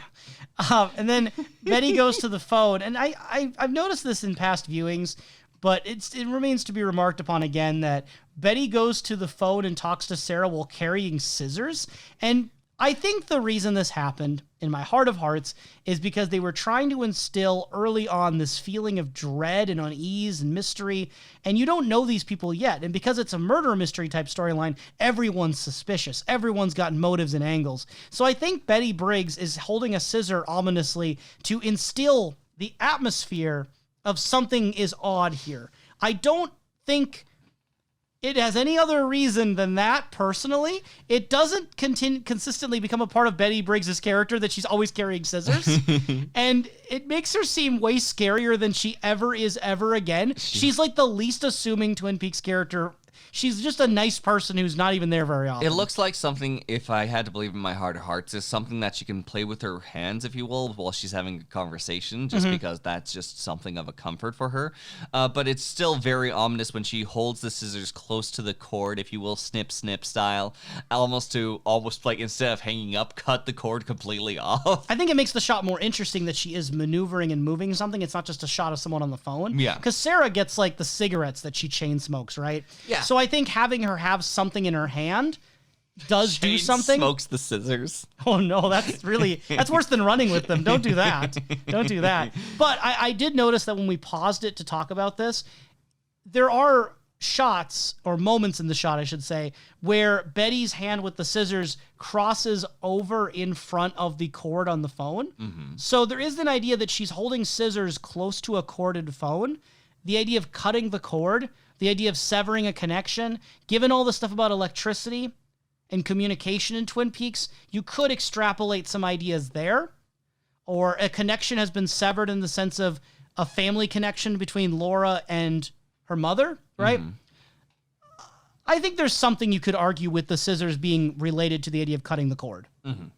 I just think she's got scissors because it's a mood thing. It's a mood. Scissors is a mood. How would you describe the mood at the Great Northern when a certain group of Scandinavian people are leaving a certain lodge, motel, hotel, or inn? If I was a person of reason, how I would sort of like react and emote, I would see them kind of like take my job professionally and just sort of like think to myself like, well, things have gone awry, but overall this is still a very saddening day for this overall group. I'm sure my boss will tell me more about it and just go about my day because I've got other things to take care of. If I was a freaking crazy person, I'd be slamming on the front bell going, the Norwegians are leaving, the Norwegians are leaving, the Norwegians are leaving, and go again and again and again, shouting at the top of my lungs as they're actively in front of me, marching out, pretty upset. And honestly, with the staff members around here, I'm more offended by what they're doing more than I am of what anything Audrey does for her shenanigans. It's one of those things that when you're first watching it, you're likely to tune out the background noise and focus on the moment of the Norwegians leaving and Audrey's, giggling reaction. But when you just phase out the foreground and focus on the background, there is a stretch, I don't know, like 2 minutes? Let's just say, I don't know how long the scene is. Maybe it feels at least 2 minutes. If it's shorter, it feels like 2 minutes. Where just in the background, the hotel concierge lady is just dinging this bell, repeatedly saying the Norwegians are leaving, the Norwegians are leaving, my teeth are bleeding, my teeth are bleeding, my teeth are bleeding. And up to this point, she doesn't seem as unhinged as a small child from Dumbline. She simply seems like someone who's like doing her job, she's being responsible, she's doing her tasks, she's watching over Audrey, she's doing the normal thing. This is the most eccentric she is. And if we try to extrapolate any sort of meaning, it just sounds like she's in such a state of shock that she's just like stuck, repeating it over and over again, which is quite a reaction to have and given the circumstances. It's just funny when you think of the background implications. If this was real, why are you doing this, lady? Is this protocol at the Great Northern? Is this standard operating procedure? Well, thank you very much, Kalil, for your overall stay. It was a pleasure having you around. I hope you're interested in future business implications. And here you go. Have a nice day. Kalil is leaving! Kalil is leaving! Kalil is leaving! Ding, ding, ding, ding, ding, ding, ding, ding. Just make sure everyone, word gets around fast in a small town. You got to make sure it comes straight from your mouth before rumors start happening. Also, strangely, when we're looking at the copy of Flesh World that comes out of Laura's safety deposit box, you and I paused on to this to read the text. Look at the things, and also see some of the side images. By the way, I gotta say, I'm surprised Ronette looks so young for being 35. Yep. If we're going with the text directly under her photo is supposed to be her, everything else matches potentially but her age. I mean, if you're going to lie about your age, go for like 25. Not 35, but, hey, whatever. Clearly the most interesting thing onto this magazine, because the other most interesting thing is probably the photo off in the corner, which seems to be a sex doll being advertised, like a nice little sex doll. It looks like a sex doll. It's the picture to the bottom left. Mm-hmm. So you're imagining when you're looking at the paused frame, right? If you were to pan from the photo of Ronette down left, you would be looking at the sex doll. You'll see more sex doll. Right. Quantifiably, there should be more sex doll there. Makes sense, right? Now, then it actually does pan down from the picture of Ronette, down left, and you're like, okay, to the truck. With the man there, who's not Leo, just the man. And mind you, I'm letting you know that, like, this man is not holding a sex doll. There's not a sex doll that's the size of a truck inside of this image. No, it pans from that one image to where the sex doll should be, and a truck has taken its place. The sex doll has turned into a truck, Kalil. I want you to explain this to me, because I feel like there is some sort of heavy intention behind this. You need to tell me, why was the truck once a sex doll? Alchemy. At its base, equivalent exchange. All materials can be equivalently exchanged.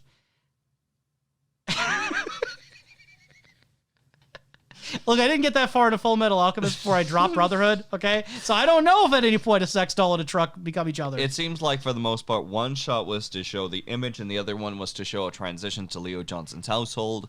And the thing is it got mixed up, and either it was something that if I were in charge, I would have this be exactly as it is, because I find moments like this outright flaw in the editing to be very humorous. I think yes. If you actually catch it, it is very funny and has no reason. Elsewise, it's just something of like a oversight, if you will. Yeah. I like the former more than the latter. I'm guessing they just had two different copies of what this page would look like, and for whatever reason, they used different ones on different shots. It's a transition that's dealing with a magazine directly on, so there could be arguments to say in that point of post-production, they thought, you know what would be a cool transition going from this scene to this scene? Let's try this. If there would have been a way to have, like, maybe the page turn, or maybe it goes a different direction, or maybe it scrolls past the sex doll and there's a truck there next to the sex doll. Do not appreciate the fact that a sex doll can become a truck. No, that means I do everything appreciate is possible. This means that you can follow your dreams, too. You, too, can be the sex doll that turns into a truck. We believe in you. I also believe that a Jeff can become a Mike. Yeah, this is another one of those funky points where we are to look at the subtitles and question to ourselves what's happening. So during a moment... So within the roadhouse, inside the pilot itself, we have a few people sitting around before they notice both Bobby as well as Mike, who begin to enter the bar, sit around, and begin to sort of like wait about, look around, if you will, and be present inside this bar. The inciting incident that's supposed to be happening later is supposed to be a bar fight, if you will, because apparently, like, Mike and Bobby don't really have a nice reputation, and they're going to be doing antics that are very scummy. So having that have an inciting incident of a bar fight comes up is notable, especially since these three individuals, teens, adults, it's hard to say, they're young people. But regardless, people. But they sort of turn and they look at him and they say to themselves, yeah, it's Jeff in the Mutt. And you and I were at first just like, Jeff in the Mutt? It's like, yeah, no, we're not even gonna look up his like cookies, dancing. Like, no. It's probably just some far off reference or something like that. What's very notable is that when the person we know is Snake ends up dealing with Donna and there's more aggression being flung towards them and people start overall getting into the sense of the brawl, there's a point where it's very clearly Snake talking, but the subtitle says, Jeff, no! Like, Jeff is saying no. It is said Jeff, no. In which, this is Jeff speaking, and we haven't heard anyone say Mike inside this pilot. I'm like, we've watched heard Snake, but not Mike. I'm debating, like, do we miss it? Did someone say Mike at some point? But I don't know if they did. Maybe it's something that changed as they were getting into the show, because again, this is a pilot. Maybe this is a point where there was a subtitle person, Lou Hampstead style, heard that says, yeah, Mutt and Jeff. That's what I think happened. Jeff. That's where something that could happen. But someone then again, subtitled that scene but didn't have the context of the casting. Which, two things with that. One, what were subtitles like and how were those formats going in that time and age? Like, I imagine, like, when you're remastering or getting things settled, are you going as close to those potential live TV subtitles? Is there someone who handles subtitles in those sense? I don't know. It's that funky little middle ground. But also, number two, I'm looking at the two of them, and I think that Bobby, it definitely is at least Mutt, if you will. Because Mutt implies like a lapdog, implies someone that might overall try to do things, but overall will cower, someone who's more bark than bite. He literally barks later on, and he's the one that leads on the bark.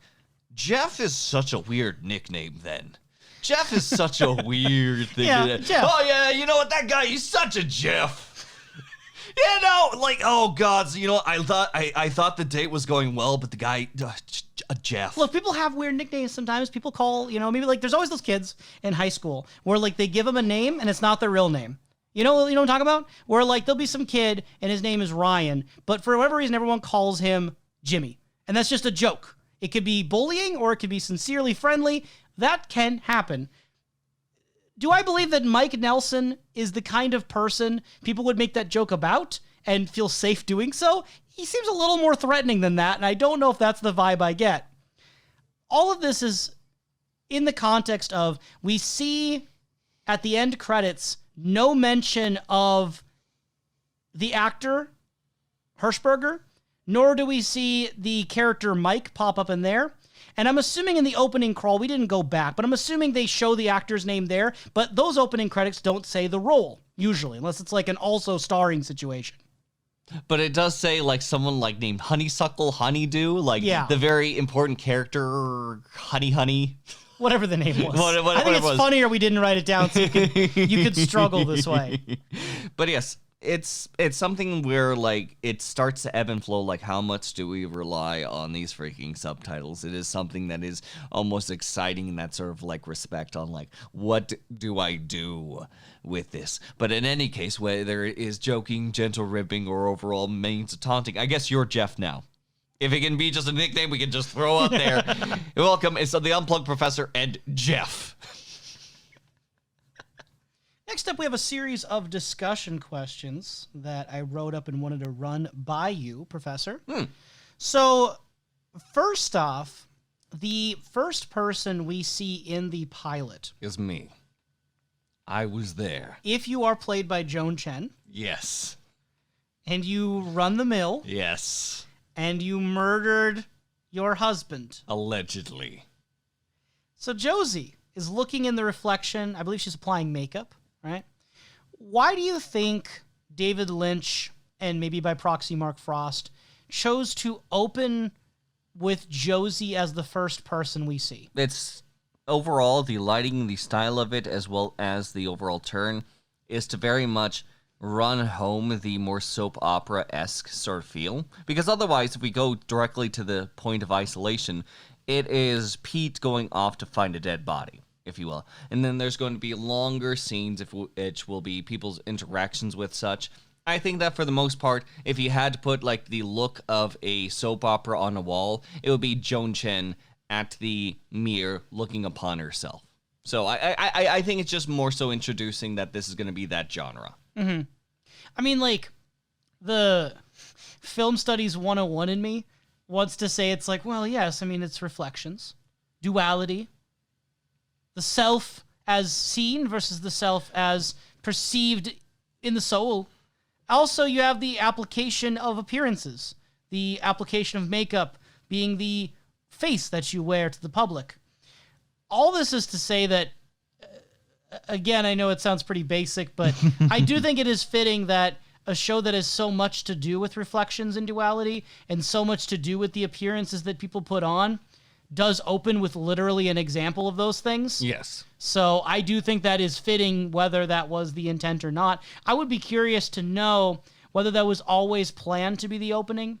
And not even necessarily always, but like, was that in the script before anything was shot, that was going to be the first scene? Or was it a shot they particularly liked and David Lynch and company decided to put earlier on after looking at all the footage? I think that there's still enough to say, for example, I don't think that these characters are just because they've been written into the script. I do think that they have been placed onto paper, ideas of what they were inside their past, what they are. So I think that there is a heavy amount of argument that, again, if Josie wasn't fully planned out, at least the general concept of Josie and that sense of reflection and that sense of facade could be interpreted and placed, if you will, a very soap opera-like theme, because it looks very soap opera-esque. It's one of the most soap opera shots. Mm-hmm. Soap opera. And as far as Josie in the episode, she plays a fairly minimal role. We do have her at the end with Harry Truman setting up that plot line. And we do get some interactions between her and Catherine, where on the day of the incident with Laura being found dead and Ronette being found in such a critical condition, Josie is the one to make the announcement that the mill will be closing for that day. Yeah. And Catherine immediately wants to fight this, stand up against this. Who do you think, if either character, had the right position to take? Why do you think Josie wanted to shut down the mill? Do you think it was sincere care for the employees? Or do you think there's other ulterior motives? I think that there's things going on in the background that we don't usually see, especially in the bited comment that Josie gives off to Catherine, where Catherine is like, Josie, you are not going to do this. Like, I'm the owner of the mill. I have full authority to do this. And honestly, I should have probably taken full authority like this a long time ago. I think that there's rising tensions between herself and Catherine that's already inside of the household in general, that by doing this action, it is in opposition of Catherine to make sure that Catherine knows a bit of her place, if you will, as Josie's trying to make sure that she's not being run over by Catherine or Catherine's not trying to overstep her bounds. There's also that odds and ends of looking good in the face of others for the sake of, hey, we're closing down the mill today or whatever. It's PR. It's a good PR sort of thing, as well as give people a break. Not to mention just like the overall morale of the overall mill. I'm imagining Twin Peaks is a small town of between 5,000 and 51,000 individuals, in which maybe that's like having that sort of like close association with multiple deaths, multiple injuries, multiple issues going on in town. By just saying that we're going to settle today, it's just going to be less likely for workplace instances, as opposed to what the Access Guide might attest to. I think there's also an argument you could make that if it's Josie, right, that had killed Andrew Packard, even though the incident was a bit old, it was like a year old, I think they say in the pilot, there is the idea that Josie may not want law enforcement snooping around the mill area in case that she has matters she would rather have covered up. And there is the idea that potentially in shutting down the mill, it would give her more access to do things to prepare the environment.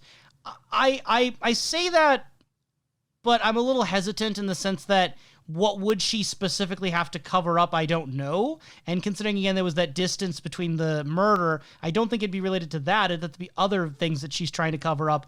And if anything, I would think at this moment in time, Catherine would be the one who probably has more shady things to cover up than particularly Josie. But there is that other ledger, so who knows? It's really up to a question of like how much is Josie physically involved with the mill? How much is Josie having to be physically there? Because her being able to be physically present more alongside with Truman, especially notable since Laura Palmer's body was found on the side of the river, and the fact that the boat exploded with assumedly her husband into the river, if there's any sort of like further investigations to go through. Because my counter argument immediately, if there's anything physically in the mill to show that that was her fault, because I didn't think it would be in the mill. I think it'd be on a boat somewhere or anything like that. Having people working and being in the way of police officers means that you could potentially distract against something. And if she has to be there anyway, then she has to be there. I think that it's just the net positive nature of being a good PR move and also giving her more time to keep eyes out on things such as Truman, if you will, and start to make her plays. I think that's more compelling in general. That's fair. I also want to share with the listeners the joke that I had made with you off pod that I think was pretty funny. So we get this situation where Catherine, in a huff after losing that battle of wills with Josie, approaches an employee, or basically she just kind of stops walking and looks at an employee who's looking back at her, and she asks what his name is, and he's like, Fred Truax. And she's like, you're fired. Just immediately just removes him. But and he's the Truax, the only axe. What, you were taking down a person whose name is Axe in the lumber mill. Nothing will ever be the same, Catherine. This is your downfall. He is the Truax. I just thought it'd be funny to have a joke later they could have done where after the arson happens at the mill, after all that fallout happens and they're like looking into the possibility of there being arson, as it's hinted at in other supplementary material, they were kind of wondering, what if they ended up like going into Fred Truax's house with like a warrant, and they find like he has incendiary devices, he's got means and methods, he has like manifestos of documents about how he's going to burn down the mill, clear intent stated, and it's just that he gets the one to go to prison for it because he got beaten to the job by Leo and Ben. I like to believe that Fred Truax was on his vendetta mission and just got beaten to the punch. I live and die on the hill thinking about Catherine. thinking about Catherine inside these regards and thinking about Catherine's actions here, including what she's done to overall Truax, this overall spiteful point of like making an action in which in the grand scheme of things won't do anything, but at the very least it gives her a semblance of power. I just continue to look at the sense of one of the first interactions that we see with Catherine, not just like being told being told by her husband that he's going off to go fishing before he finds the overall dead body. Then immediately when we actually see her in an action-based role to be told down, like, no, this is not going to happen.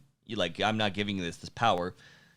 To potentially have the beginning of her being given off as this powerless being to probably the most powerful individual by the end of the Twin Peaks series.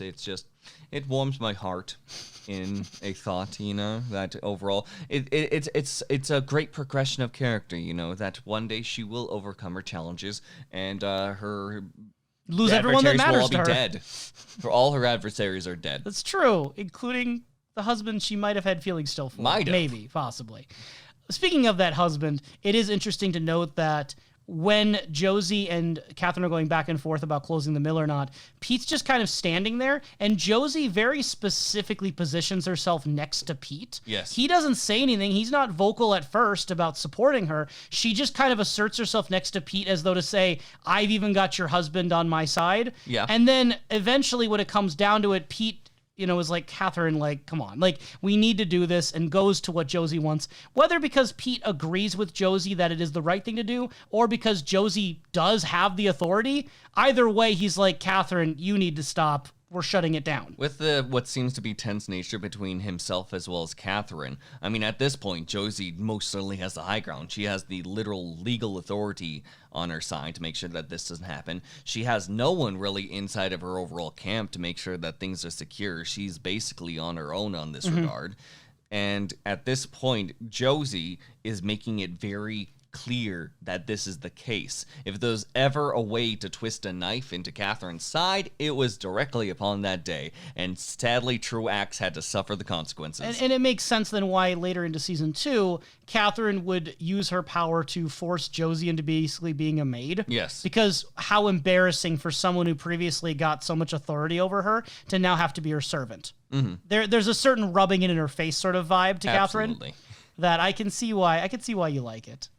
What do you think of, now that you know Leland's the killer and Sarah Palmer is in the environment she's in, what do you make of their reactions to Laura's death? Well, this is the big part with Leland, I would have to say, is that when we regard Leland's reactions, like Sarah Palmer is actively calling Leland, and Leland is trying to calm her down, being like, it's okay, don't worry. Everything's fine. We're working through this. He's reserved. He's focused and so on. And between all of the reactions, especially in the most vulnerable states, we've seen Leland being heavily emotional and being able to fall into the emotions. I don't think everything is all a facade whenever it comes down to that. I genuinely do think that Leland, at the very least, either by coping mechanisms or by mystical lodge spirit Bob, is unable to grasp what's going on until he finally is told, in which everything sort of then flushes out of him, out of a sheer dread, misery, and I do believe in light ways knowing what happened. So you don't think Leland knew that Laura was dead until the police officers arrived? I think that the full knowledge of such hits him so hard, because if he did know, he's put it way back in the crevices of his mind. Repressed it. Exactly. So Bob. the part of Leland that, again, if we do differentiate Leland and Bob as separate entities, Yes. do you think that separate part of Leland suspects, has doubts, worries that Bob or something like Bob exists? Like, do you think there's any part of Leland as Leland that wonders what is going on with Bob? I think so, but the biggest evidence I have is the train car scene inside of Fire Walk with Me, where the conflict between Bob as well as Leland is most apparent, as both personalities are most separate, if you will. They are shown in their most pure form of like, I didn't think it was me, I think no, it was me. It was one of those like points of conflict that are most barren to Leland then. And you're referring to, again, the dialogue where Leland says something along the lines of, and I'm paraphrasing, like, I knew you might have thought it was me. I didn't know you knew it was me. Something like that, right? Yes. In Fire Walk with Me? Yes. Okay. Yes. And to assume with it, Fire Walk with Me is the thing that happens before the pilot chronologically in the realm of Twin Peaks. What about Sarah Palmer's reaction then? Sarah Palmer's reaction, caught, mysterious, flung across an overall couch, revisiting overall thoughts as strange noises happen in the background. As she's sort of like slugged over the couches, one can only think to themselves, like, especially with how much more energy she has when Leland isn't home as opposed with when she is when Leland's home, and the context of being drugged happens. Like, how much of it is the physical drugging mixed with these overall visions that it seems the Palmer family has, and how much of it is just Leland's antics. Well, I guess what I think is kind of interesting, too, is that Sarah Palmer very quickly jumps to the assumption that Laura was dead. Because over the phone, she doesn't hear the confirmation if that's what's going on. She just hears silence from Leland. She can tell that death is around the corner, whether or not you put it as intuition or mysticality, as we've seen at a point in the series where she sees a pale horse inside the room. Genuinely, I do think that Sarah Palmer is shown multiple times throughout the series of having a connection to the mystical, or at the very least, those sort of insights that are reinterpreted mystically. And in a way, I think we'd agree less mystically. James and Donna appear very quick to also understand Laura's death, in the sense that when Laura's not there at school and there seems to be this sort of atmosphere going on, they look at each other with a sort of concern. And by the time you get the screaming girl running across the school property, it seems like they very quickly pick up on the idea that Laura has died. Do you think that they saw it coming? I don't know if they saw it coming per se, especially with how somewhat flirty they behaved in the overall hallway, alongside with like meeting up with blocker neighbors Audrey as well as Donna. But I do genuinely think that as soon as the possibility sort of like dawns on them with the police officer coming around, this person disappearing, if you will, it hits really hard. What I would like to mark most notably, though, is the overall world around them, how it affects them after Laura's death, because Donna is surrounded by, I don't know if it's friends, acquaintances, or just simply classmates, but people who knew that she was close to Laura are all surrounding Donna. However, James, who for one is the hidden boyfriend, but also two, just generally a very loner figure, is sitting off alone with just a sort of like a strange look on his face, but what could be read as dread. And not to mention, this actually does get mirrored later on as well, maybe not inside this classroom sense, but maybe just James being a distant soul as he passes by Ed, and Ed just is apologizing for what happens and overall is just like checking in with him, but it's very like light conversation before James gives him a note and James drives away. And when Donna comes around to see Ed, Ed just gives her a big old hug, and sure, he delivers it, and it's like, I'm so sorry. Almost like speed running. Very flat delivery. I think that's just more so the actor trying to fit into the shoes, if you will, more than I am this is the character feeling. Because it's hard to say. It's hard to say. Because we see the actor open up more as the show continues. We do. But his delivery of these lines is generally pretty flat. The most we see him emote is with Norma, and there's not much of that to really see a comparison point. Like, he has only a few words with her, really, in this episode. But even though he's pretty muted to both James and Donna, I do agree there's a different tone in that he's not really embracing and even saying the I'm so sorry type of attitude to James. James literally says to Ed that she was the one, and Ed doesn't really respond to that. Yeah. And that's kind of wild, considering Ed has been obsessed, or maybe not obsessed, he's been preoccupied, fixated on the idea of the one who got away with Norma for decades. So with the idea that James just lost this person he was in love with, his high school sweetheart kind of idea, the fact that Ed doesn't seem to open up, one, in that moment, but also two, ever, that we see in the course of the events of the series and the weeks that would follow in the timeline, it's very interesting to me that there was an opening for Ed to be a supportive figure for James, and I don't think Ed took that. I don't think Ed took that, but on the same token, like, just because there is a through line, to say that that is going to be a lead-in for support, I think, is something that we commonly see with these overall tropes.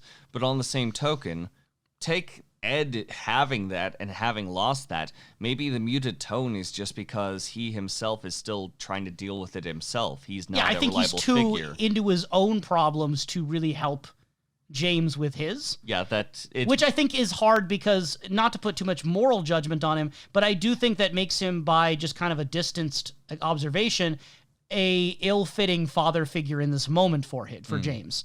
Can Ed help it? I don't know, but I'm just saying that what James needs right now, I don't think Ed is providing. Is that fair to say? I don't think that he's able to provide it with the current emotional states going on, and I don't know if James even has any sort of like outlets for himself. We see him sort of like sit and look off into the distance himself, just trying to let everything settle for himself, I suppose. And meanwhile, Donna's inside the background just trying to defend James to make sure that he's not caught up inside of all this. Before, of course, we get the super kind of uncomfortable overall kissy moment later on when they're confiding in one another. Do you still find it uncomfortable? Very. And do you want to explain your reasons? For the most part, it's just trying to deal with grief and sadness and trauma by coming close and using this relationship as that sort of like bridging point. I understand whenever it comes to having a support network, being able to speak, confide in people, and be able to bear emotions, but I think it's so muddled with their overall feelings for one another that since there's no other outlets available to them, it's just bound to cause more issue, especially with the freshness of the death, especially with the, I imagine, acknowledgement of their lives with one another, also connected to Laura. It's just going to end up messy. And, and in that respect, it makes for good TV, it makes for good soap opera, but on the same time, like, it doesn't stop. A needle still pricks pretty hard. Does it feel real to you? As real as any other chaotic instance in this overall world. It's not something that seems unbelievable to me. It's not something that I find ideal, but do I think that it could happen? Yeah. There's so many love affairs in this show, and like so many of them are in the pilot, that it's almost comical. Just how many characters. There's very few characters we see in the pilot who don't have some sort of romantic like affair going on, it seems. And it's kind of, even by soap opera standards, a lot to take in at once. I don't know what the premieres of most soap operas look like if they throw at you 5 affairs in one like hour. I don't know if that's standard procedure. Usually you think like they would slowly develop, but we jump in, they're already existing. So the James and Donna one is an interesting one where they hadn't been together prior, but they already had feelings that in this moment of shared vulnerability were kind of delved into in a way that might have helped them distract themselves or sublimate their grief with the person who is best able to understand them in that moment. But I think it's almost more understandable for James than, not justified, not healthy, but maybe more understandable for James, in that you've kind of given a portrait of James not having any outlets, not having many people. The one person James might be able to talk to about this is Donna. So for him to latch on very emotionally to that person, I can see how that would blur the lines with romance. Whereas Donna does have more outlets and more of a stable structure. I do find how quickly she leaps into James's arms to be a bit different. But then you can take the ideas from the Laura Palmer diary that Donna was always living in Laura's shadow. So whether there's like a conscious or maybe more likely subconscious drive, it makes sense that Donna would turn to the person that Laura turned to and follow in Laura's footsteps so much so as to now go with James. Would you say so? I would say that that's most certainly a possibility. It's something in which, like, as far as the reading goes, it's so thin at the moment that there's not much that I have for reading without feeling that I've stretched it a little bit too far myself. Did I stretch it? No, I don't think you did. I think that you did the best thing close to it. Just a light pull. Just a light pull. Little Laffy Taffy pull. One taffy still intact, just kind of thin. What about Bobby? What do you think of Bobby's reactions? Because I think Bobby is one of those characters we see totally different lights of throughout the series. Bobby is someone who is a fireball of emotions. As soon as you light his fuse, he's going to be all over the place. And even then, he still comes off with his overall pretty design, as he seems pretty flashy himself, especially when he's talking to his fellow schoolmates and he has these fun, small interactions. But as soon as he is shown that he's going to be convicted to be a criminal, as soon as he sees Leo's truck off in the distance while he's hanging out with his wife, as soon as he gets thrown into a prison cell, Bobby is someone that will blow up, lash out, and do whatever he can to make sure that he himself has a presence. And this is a little bit before, of course, that we see him contested with much more powerful individuals. But inside of his overall pond, he tries his best to be a big fish. I feel like the writing for Bobby in the pilot was a lot more stereotypically the bad boy, bad teenager character, whereas as the show would go on, I feel like he became a lot more nuanced and sincere. So like there's a scene later on where we see Bobby confiding to Dr. Jacoby and confessing kind of how Laura would push things on him, and Bobby's crying in front of Jacoby. I don't think that Bobby matches up one-to-one with what we get in the pilot. Yeah. And I think it's interesting when you try to square it away, because if I try to graft onto the pilot the Bobby that I know from other things, it might be that his reaction to Laura Palmer's death isn't necessarily the normal kind of denial, the stereotypical kind of denial, but more of denial fueling into incredulity, in the sense that he is so dumbfounded about what happened that rather than face his actual sadness over Laura rather than let himself be consumed by the emotions that seem to be very real if we go by the diary especially, that he genuinely loved Laura. Rather than face those things, he instead kind of like turns aggressive against the people around him and lashes out and sort of this braggadocious attitude of like, she loved me and I loved her. Whereas he would have fully known well, again, if we're taking everything into consideration, he would have fully known that Laura didn't love him. Not the way he loved her. He had kind of made peace with that by the time we read the diary, right? Yes. So when he's over here claiming that she loved me and I loved her, it's this showmanship. It's this show that he puts on for everyone else around him. I think you can rationalize that as not being his true face, that we don't see the true feelings of Bobby in almost any part of this episode. That's the best I can do to defend the fact that Bobby feels so differently written. One scene that I think was really especially interesting is when he is done being questioned and we see Major Briggs and Betty Briggs there to pick him up. Garland Briggs says that he'll be home this evening, and he says to Bobby he'll be there if he needs a sympathetic ear. And so for the Briggs perspective, if we again go with the secret history, that's leaving Listening Post Alpha, and I get the sense that based on the way Briggs writes about being distanced from his son, I get the sense that Briggs is not away from work at home in the evening after school very often. I'm going to guess that he is very estranged from Bobby, and he doesn't see his son very much. So it shows how much Briggs does value and recognize this moment, as he needs to stop even his most important work at Listening Post Alpha. He needs to take a break from that to go be with his son and try to comfort him in this moment, even if it's just to listen. He isn't pretending to have the answer or the solution or make everything better, but just to be an ear. Which, I mean, what is Garland Briggs if not someone who listens, right? Listening Post Alpha, he's looking at the signals, he's reading the signals, he's he's always receiving information. Anyway, then you have Bobby's response where he, again, kind of lashing out, says, I don't need any damn sympathetic anything, and then leaves. And Garland Briggs' response to that, is he doesn't know what's gotten into this kid, blah, blah, blah. And I think when first viewing it again, it just reads as Bobby's the jerk teenager, and Garland Briggs is trying to be the supportive father, maybe a little over trying to do it in some ways, as we'll see in the next early episodes. But I think when you look at the lens of what we know of Bobby later, he's lashing out against everyone in this moment due to his pain. And I also think that if he doesn't see his father very much, if he isn't consistently around his father, and he doesn't normally open up to his father or really confide in him, why would he do that now? Because I can see in Bobby's brain going, you're always too busy for me. You're always at work and focused on your government job. Why should I care now that all of a sudden you want to be this sympathetic ear? Screw you. And I can see that Bobby, at least what I imagine Bobby's perspective to be. So this is just one of those exchanges that I think gets improved by the other material we get from particularly the Secret Diary and the Secret History on their personalities.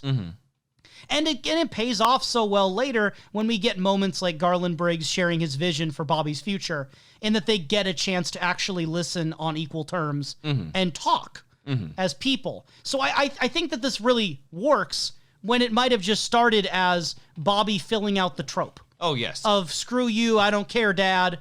But there's more to it. Not to mention, I think that using this as like the jumping off point for the characters and seeing where they end up. Again, I still thoroughly believe that with the idea that Bobby having the most growth, having the most acceptance, and also having the most healthy sort of like path, as well as Garland Briggs, though he mostly had a rough time in the interim and sadly got drugged through, thanks to the chaos that was running around him, and especially considering his past work, still I believe that the dream can... I have no doubts that such dreams can be attained with him. I have no doubt that Garland has had to get some growing done himself, thanks to his overall line of work and even having to pass things on to Cooper in those regards. There's a lot to these characters that I'm almost curious on if you ever wanted to do a chart for yourself on which characters do have statistically the most to their growth. I think Bobby as well as Briggs could be fairly up there. And Ben Horn. I would add Ben Horn to that list if you take his changes in season 2 to be genuine. I think that for the most part,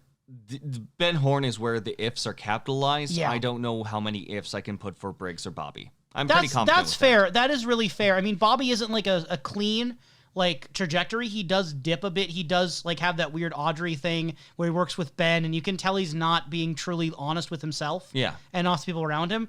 But he does move from that and grow from that. And I think I've asked you this before, but going into the return, if Bobby is in the return, I know that David Lynch is going to write it the way David Lynch is going to write it. Yep. Do you foresee Bobby having achieved Major Briggs' vision? Yes. Okay. No, genuinely, I do think yes, because he is now around individuals that are supportive. He is, though he still has his ways of being a little bit conniving and a little bit of trying to like push certain systems. He's a little bit too confident on himself. That on its own in isolation is not much of a hindrance as opposed to literally having to fall into the drug dealing lines of the world around him, or say, for example, Shelley's trappings inside of her home, and having that sort of like openness to those lifestyles, being able to push for that bliss. I don't see them falling into the same cracks and trying to push their own status quos thanks to, say, for example, the lives of the parents before them. I don't think Briggs would want to do that to Bobby. And then there's our favorite, Dr. Lawrence Jacoby. Specifically our favorite of the Dr. Lawrence Jacobys that we know, not that he is our favorite in any other regard other than being amongst the top-ranking Lawrence Jacobys out there that are also doctors. How well does Jacoby's reaction to Laura's death in this pilot fit your idea of this character? For one, I'm already looking at someone like Lawrence Jacoby, and I look at him, and the thing is that he's got these big old earplugs inside of his ears, right? Right. So already seeing the earplugs and no glasses makes me feel like there was a point where they were trying to think of a gimmick for this guy, had the earplugs, but then maybe down the writing line was thinking to themselves, we don't want him to keep saying what or anything like that. Why don't we just try something new of a spin? I feel like having that overall big style change is notable enough. That's where I think that... Well, just keep in mind because his famous overall glasses and how he sees out of those glasses and how he doesn't wear those glasses Sure. all the time. Well, it's weird because it reminds me, when I think of the earplugs, it reminds me way more of Gordon Cole, right? The idea of like the impaired hearing because something being in the ear, et cetera, et cetera. So like, I don't know if it was something that as they were building Gordon Cole's character, they wanted to save for him, or maybe that the glasses came up as an idea and they didn't want to do both because that'd be just too much. And then they ended up using it with Gordon Cole later. But it's similar enough of a gimmick that I'm curious if the reasons were similar. Because Gordon Cole and Jacoby, at least on the surface in the TV series, aren't that similar in personality or demeanor. And, you know, you've had your suspicions of Gordon Cole for a while now, and we've had our suspicions of Jacoby as well. But with Jacoby, it's a lot more on the surface of, like, why we have suspicions. This man is super suspicious, especially early on. Yes. And he has definitely done these clearly bad things. But his idea with the glasses was to view the world in a sort of balanced way, even if the results in, like, person, I think you and I would agree that Jacoby doesn't seem to be a very balanced individual or, like, even necessarily wiser for what he's doing. No, especially inside the pilot. Like, for one, he makes it very clear while he's rubbing the overall, like, hula skirt that he's done things with Laura, that the parents don't know that he's done things about Laura. Straight to law and officials, which, by the way, like, that's extremely, like, some form of suspicious that, sure, maybe it is a way to be like, hey, don't tell me, but I think that it puts him more at a potential risk. Yeah, it seems like he lacks self-awareness because the way I read it is that he's trying to laughingly, subtly mention to the officers, hey, please don't tell Laura's mom or dad that she was seeing me.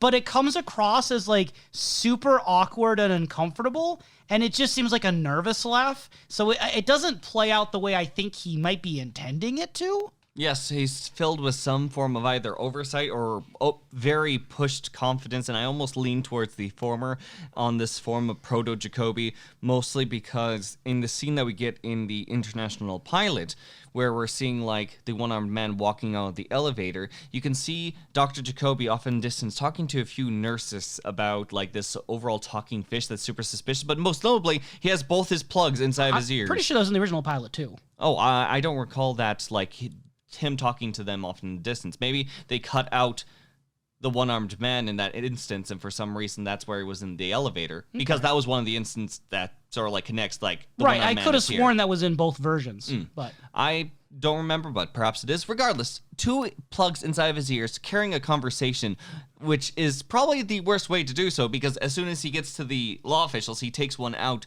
to better hear them after, like, mixing up one of the words. I think the immediate read I would have is if someone has their ears plugged when they're giving a conversation, they don't care what the other person says. They're not listening.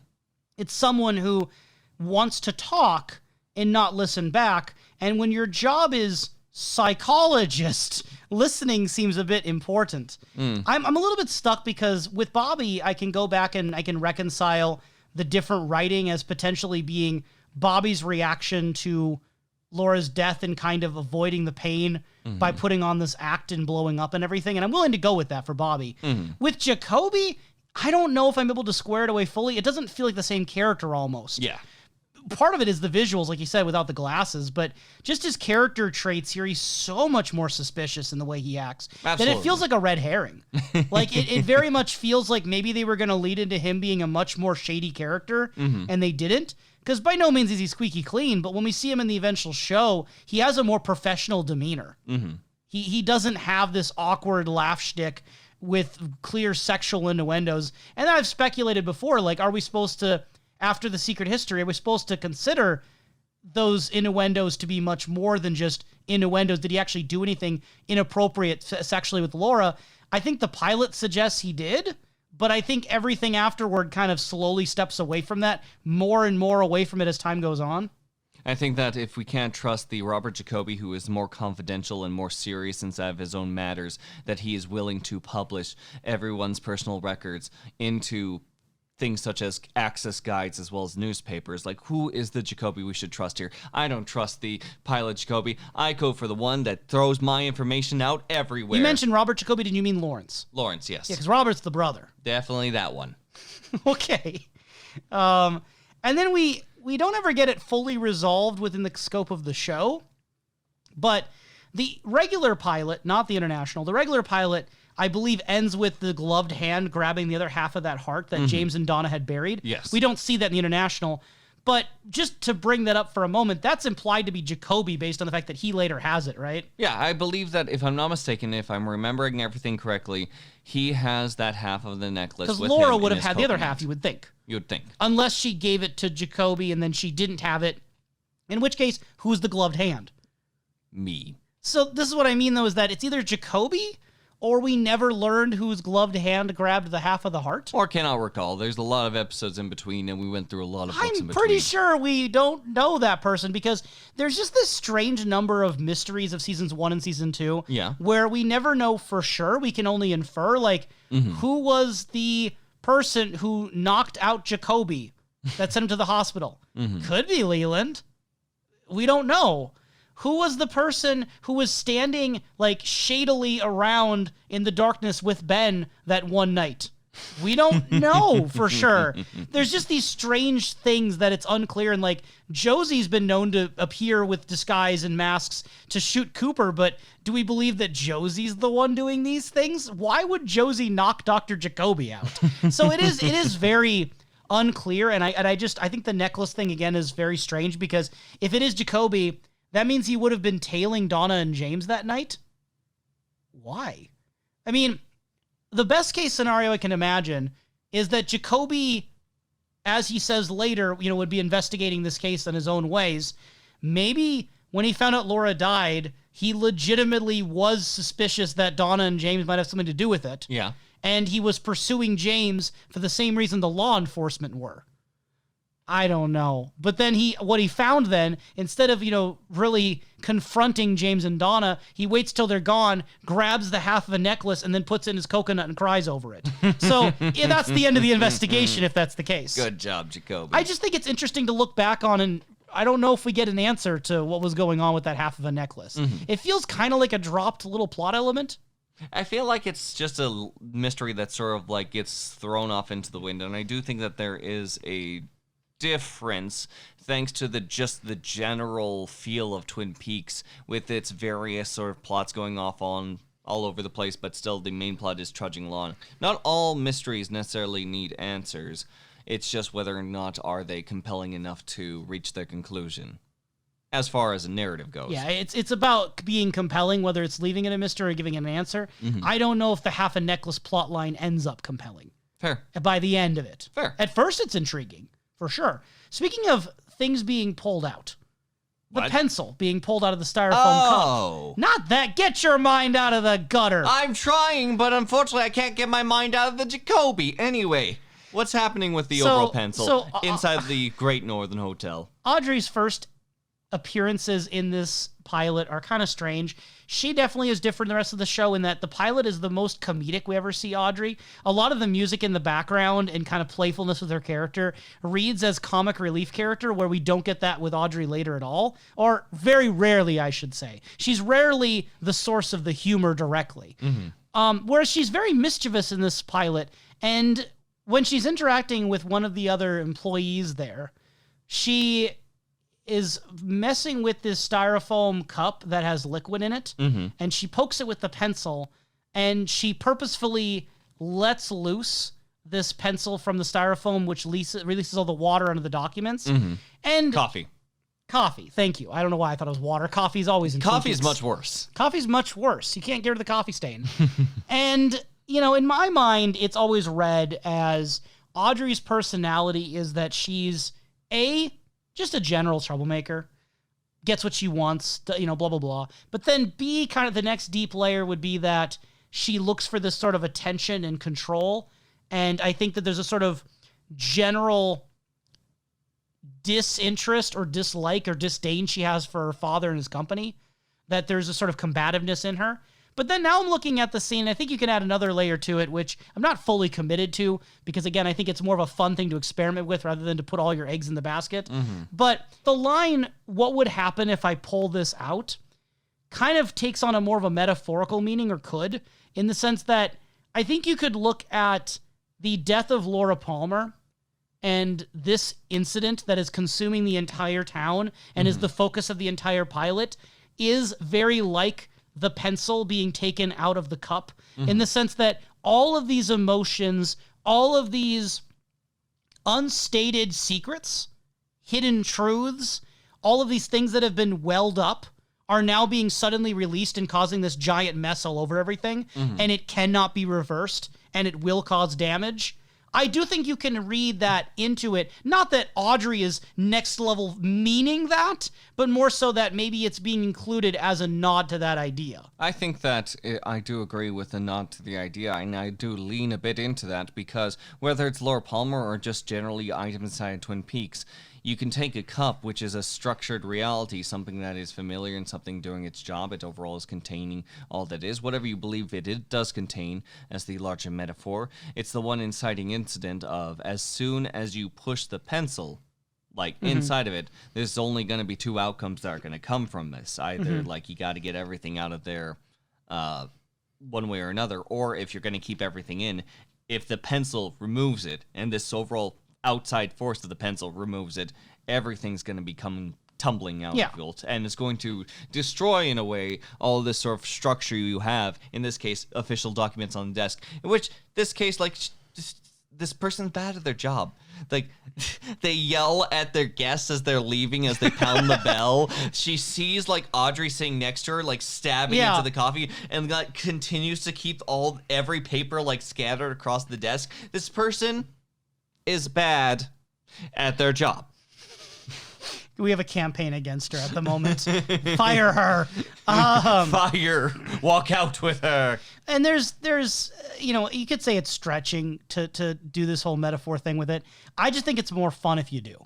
I treat it as fun. I don't think it's the intention of the writers, and I don't think it's the motivation that Audrey has. I just think it's a fun other layer to explore. Then you have the idea as well, if you read names into things, that the worker who are trying to fire right now, she does reply to someone else, "Okay, Bob." And then Audrey starts mocking her, "Okay, Bob." Okay, Bob. Okay, and Bob. Considering that Bob is the name given to the killer in this ending, the name Bob had already been on their minds. Like, it's not just a coincidence with Bob later. Bob was already a thing in the International Pilot. So why would you use the name Bob with that? And then also of Bobby, that's 3 individuals with that name. It's kind of weird. I think it's the same sort of like philosophy. There might be some greater reason, but I think in truth, it's the greater philosophy of throw off people and make sure that they're paying attention, such as with Jay. In this case, there's Jays everywhere. There's Jays that could be connected. This can bring larger conversations, if you will. You just got to pay attention to know which one we're at this very moment. Sure. So it's a fun little tactic that can be either hit or miss. In this case, for the Bob, I'm kind of in between. Meanwhile, Jay, I think, is a hit. Jay's a hit, for sure. For sure. One question I have about Donna is that when she's talking to James, Donna mentions that she really did know Laura, because James is saying that Laura was into things that Donna wouldn't have known. And then Donna says that she knew Laura better than Laura realized, in the sense that when it comes to Laura, Donna knew her better than Laura had previously thought. Do you agree with Donna? Do you think she really did know Laura better than Laura realized?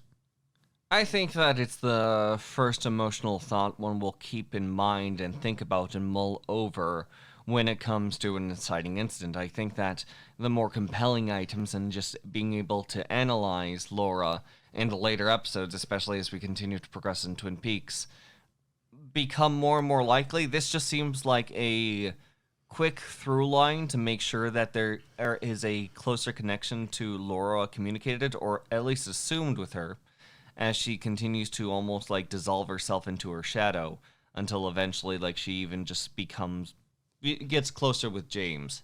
I think that the tough questions that she has in front of the graveyard when it comes to concerning her with the shadow is to reflect on this instance, if you will, believing that she continues to know her more and more and more and better until like certain things are realized.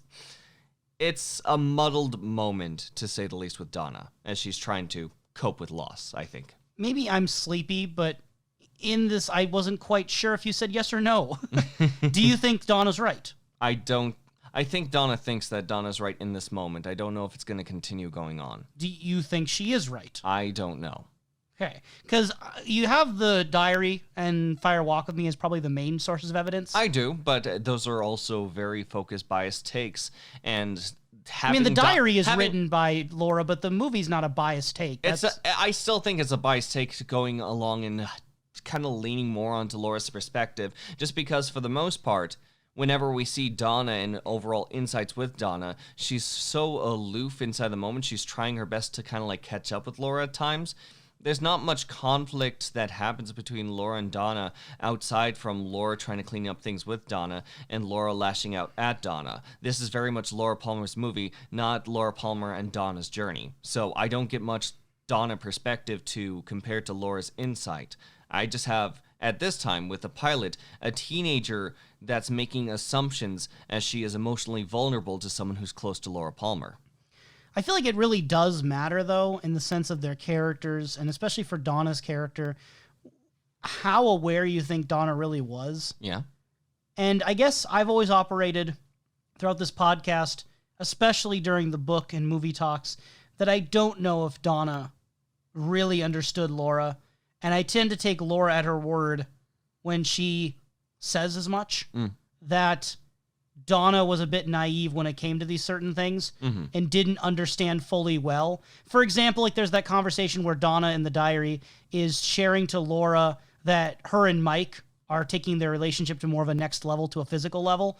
And Laura's listening to this and she's like, huh, how cute. Like Laura is so already into the realms of sexuality that what Donna's sharing to her doesn't feel that meaningful or significant. It feels like baby steps to Laura when she's already dove into the pool. So that's the question is, did Donna know how deep into the pool Laura was with sex, with drugs, and I think even more pertinently, with her psychological states? Because we know that Donna knows about the drugs and sex to the extent that she was there that night around the time of Laura's death, like the night before, I think that would be, or, you know, one of the days before, when they were at the, you know, the pink room area when Laura was the one taking Donna out to like save her from what's going on. Yeah. We know that Donna was there pushing and pushing at that moment, so she has to know somewhat what Laura's into. We have a much more insightful Donna inside of the show than we do the movie. This is where, again, I put the biased take forward, because Donna is literally just a catalyst for certain actions, a little bit of an obstacle for Laura to look into. There's not much we really get in which it's taking time with Donna. Like, it's entirely Laura Palmer's roller coaster that we're going through. So could there be a possibility where, like, Donna is, like, in the background, it's like, I always knew deep inside and I just never wanted to admit it? Maybe. But truthfully, I think that there's so much more of a mystery that it's too obscured for me to make that judgment. You have no headcanon? Not headcanon at the moment. It's something that I'm poking at with my brain. I'm poking my brain with my brain. I think both arguments have a compelling reason. As confusing as this is probably going to sound, I feel that even if Donna did know Laura better, Donna doesn't know that she knew Laura better. In the sense that she says it to James with such confidence that I knew Laura better than she realized. I don't know if Donna really can say that confidently, that that's the case, even if it might be true. I think it's a lot more up in the air how well Donna really knew Laura. And again, in the moment, if we're taking in-universe, in this moment, out in the cold with James, the day of the murder, there's a whole lot of emotions going on that I'm not saying it's Donna's well-thought-out statement. I just think it's an interesting one to look at and assess the validity of it. Yeah. Because it seems to be one of the motivators pushing Donna forward into season 1. That she knew Laura well enough that she is best equipped to try to research this. That she's keeping information from the police. Why are Donna and James taking it upon themselves to do this? And I think that for Donna, there might be something to prove. Something to prove or things to lose. Say, for example, if more and more of the investigation continues to push through the identity of the cameraman, the overall connections between each of these individuals, especially whether or not they might be not necessarily true, but proven to be true by the eyes of the law, then she loses a lot in the terms of like James and her overall, I would imagine, personal well-being on whatever invasiveness that might happen. Taking the power into her own hands, especially with this overall power vacuum inside of the relationship, could be something that is argued forward. She now has things to protect. She has things that she has to secure, because at this point, she is at a loss. And at that point, like, for the most part, if you look through the rest of the series, at this point, there is an amount that Donna is trying to secure for herself and try to understand for herself and keep hold to herself, with basically the world around her kind of saying contradictory, no, you can't have this for yourself. Get used to what's happening right now. And that ebb and flow and that push and shove eventually dials into the point of what's happening, who am I, whose, like, daughter am I? Yeah. Do you think our general uncertainty with regards to Donna in these aspects, in assessing her understanding of Laura in the situation, even after all this time, all these different materials, do you think it is a strength of Donna's character? Yes. Or do you think it is a weakness that we don't really know her after all this time? I think it's a strength to overall focus on how her weaknesses are sort of like pushing her deeper and deeper into this overall rabbit hole that she's crafted for herself in the name of something, as I would imagine, for whatever word is appropriate to parallel her life with a soap opera, it is her constant trials to a love, whether it is a love of a past friend, a love of a partner, or for her understanding where the love of her family has contradicted her. I think that her constant pushing and pulling with the accent of something such as the film showing her being shoved into a hurricane, it does make her compelling. I thought for a moment you meant literally, and I'm like, that didn't happen. I would have loved that scene, but I don't remember Donna being shoved into a hurricane. Yeah, no, the drug moments as well as her trying to prove herself to Laura, those were their big hurricane moments.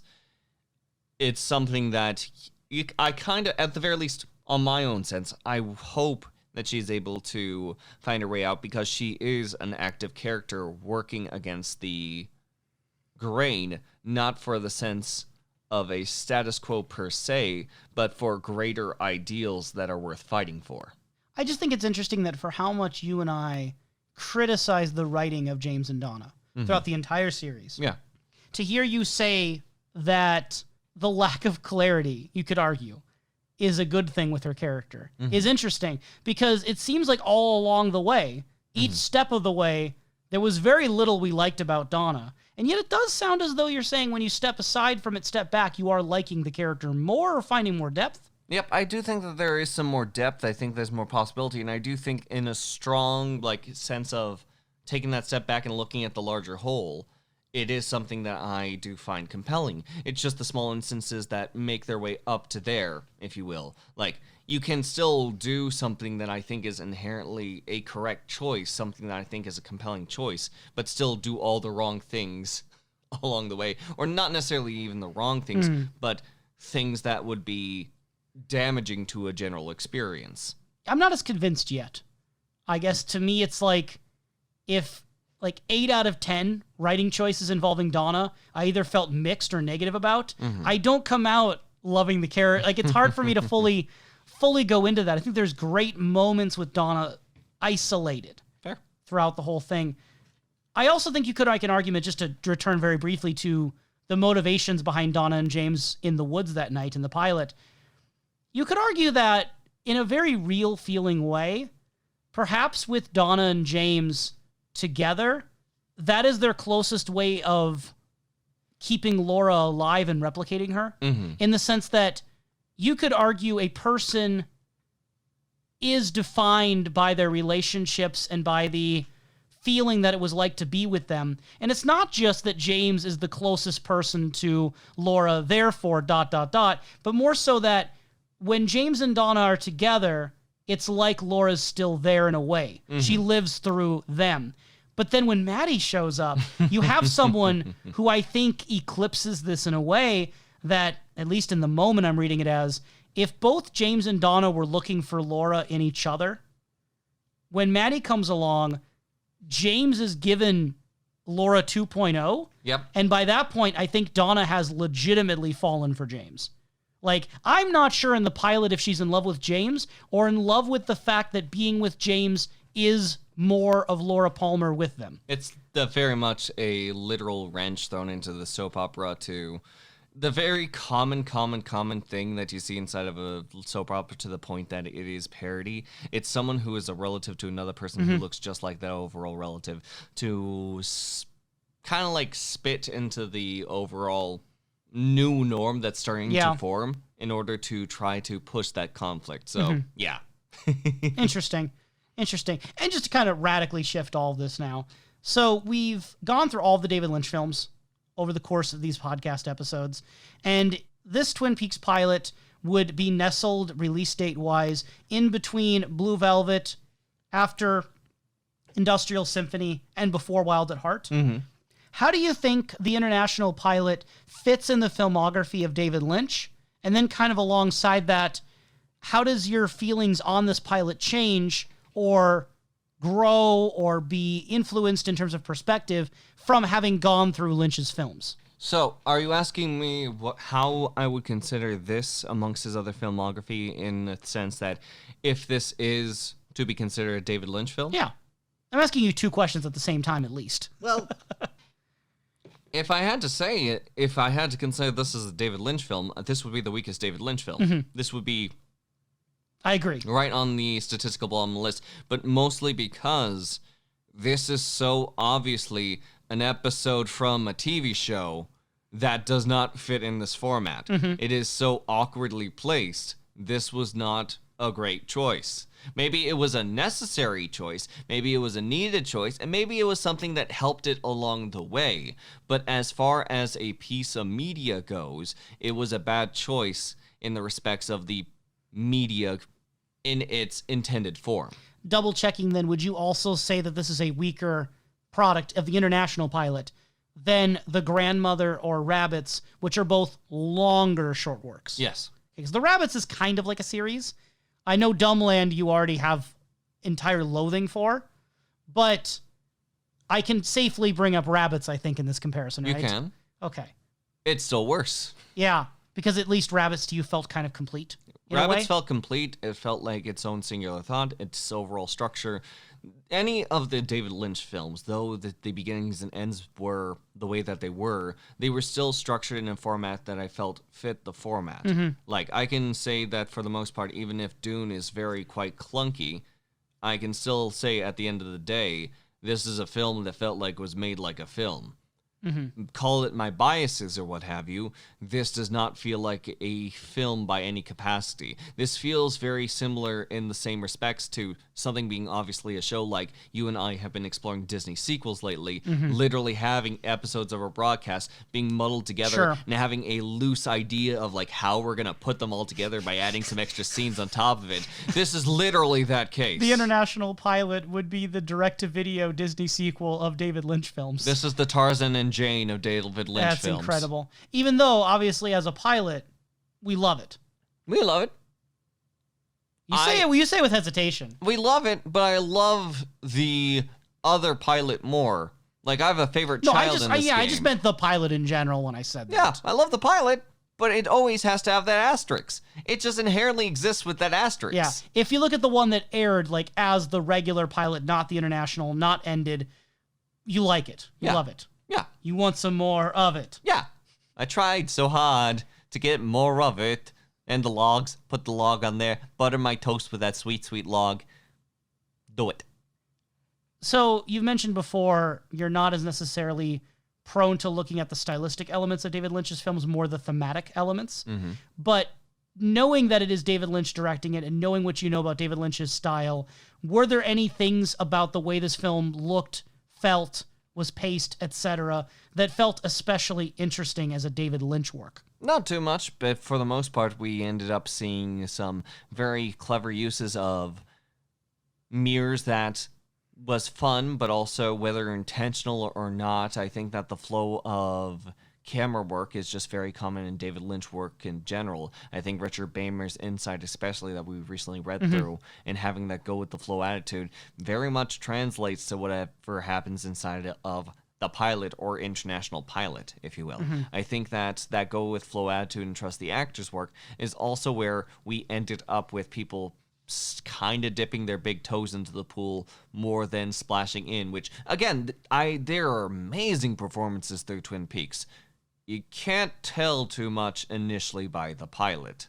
Some of these actors get much better as the show goes on. Much better. I would statistically say, you're afraid to call me out on this, but I am certain that every actor gets better. Some more noticeably have a lower starting point than others. Exactly. Say it like that.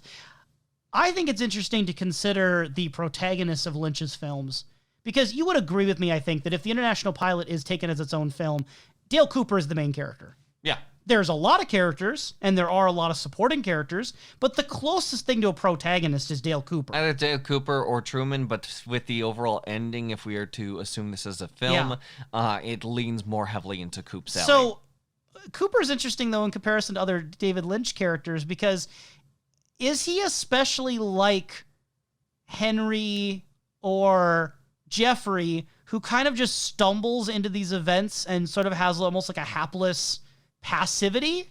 I don't think so. Is he like Nicolas Cage's character in Wild at Heart, which would come out later?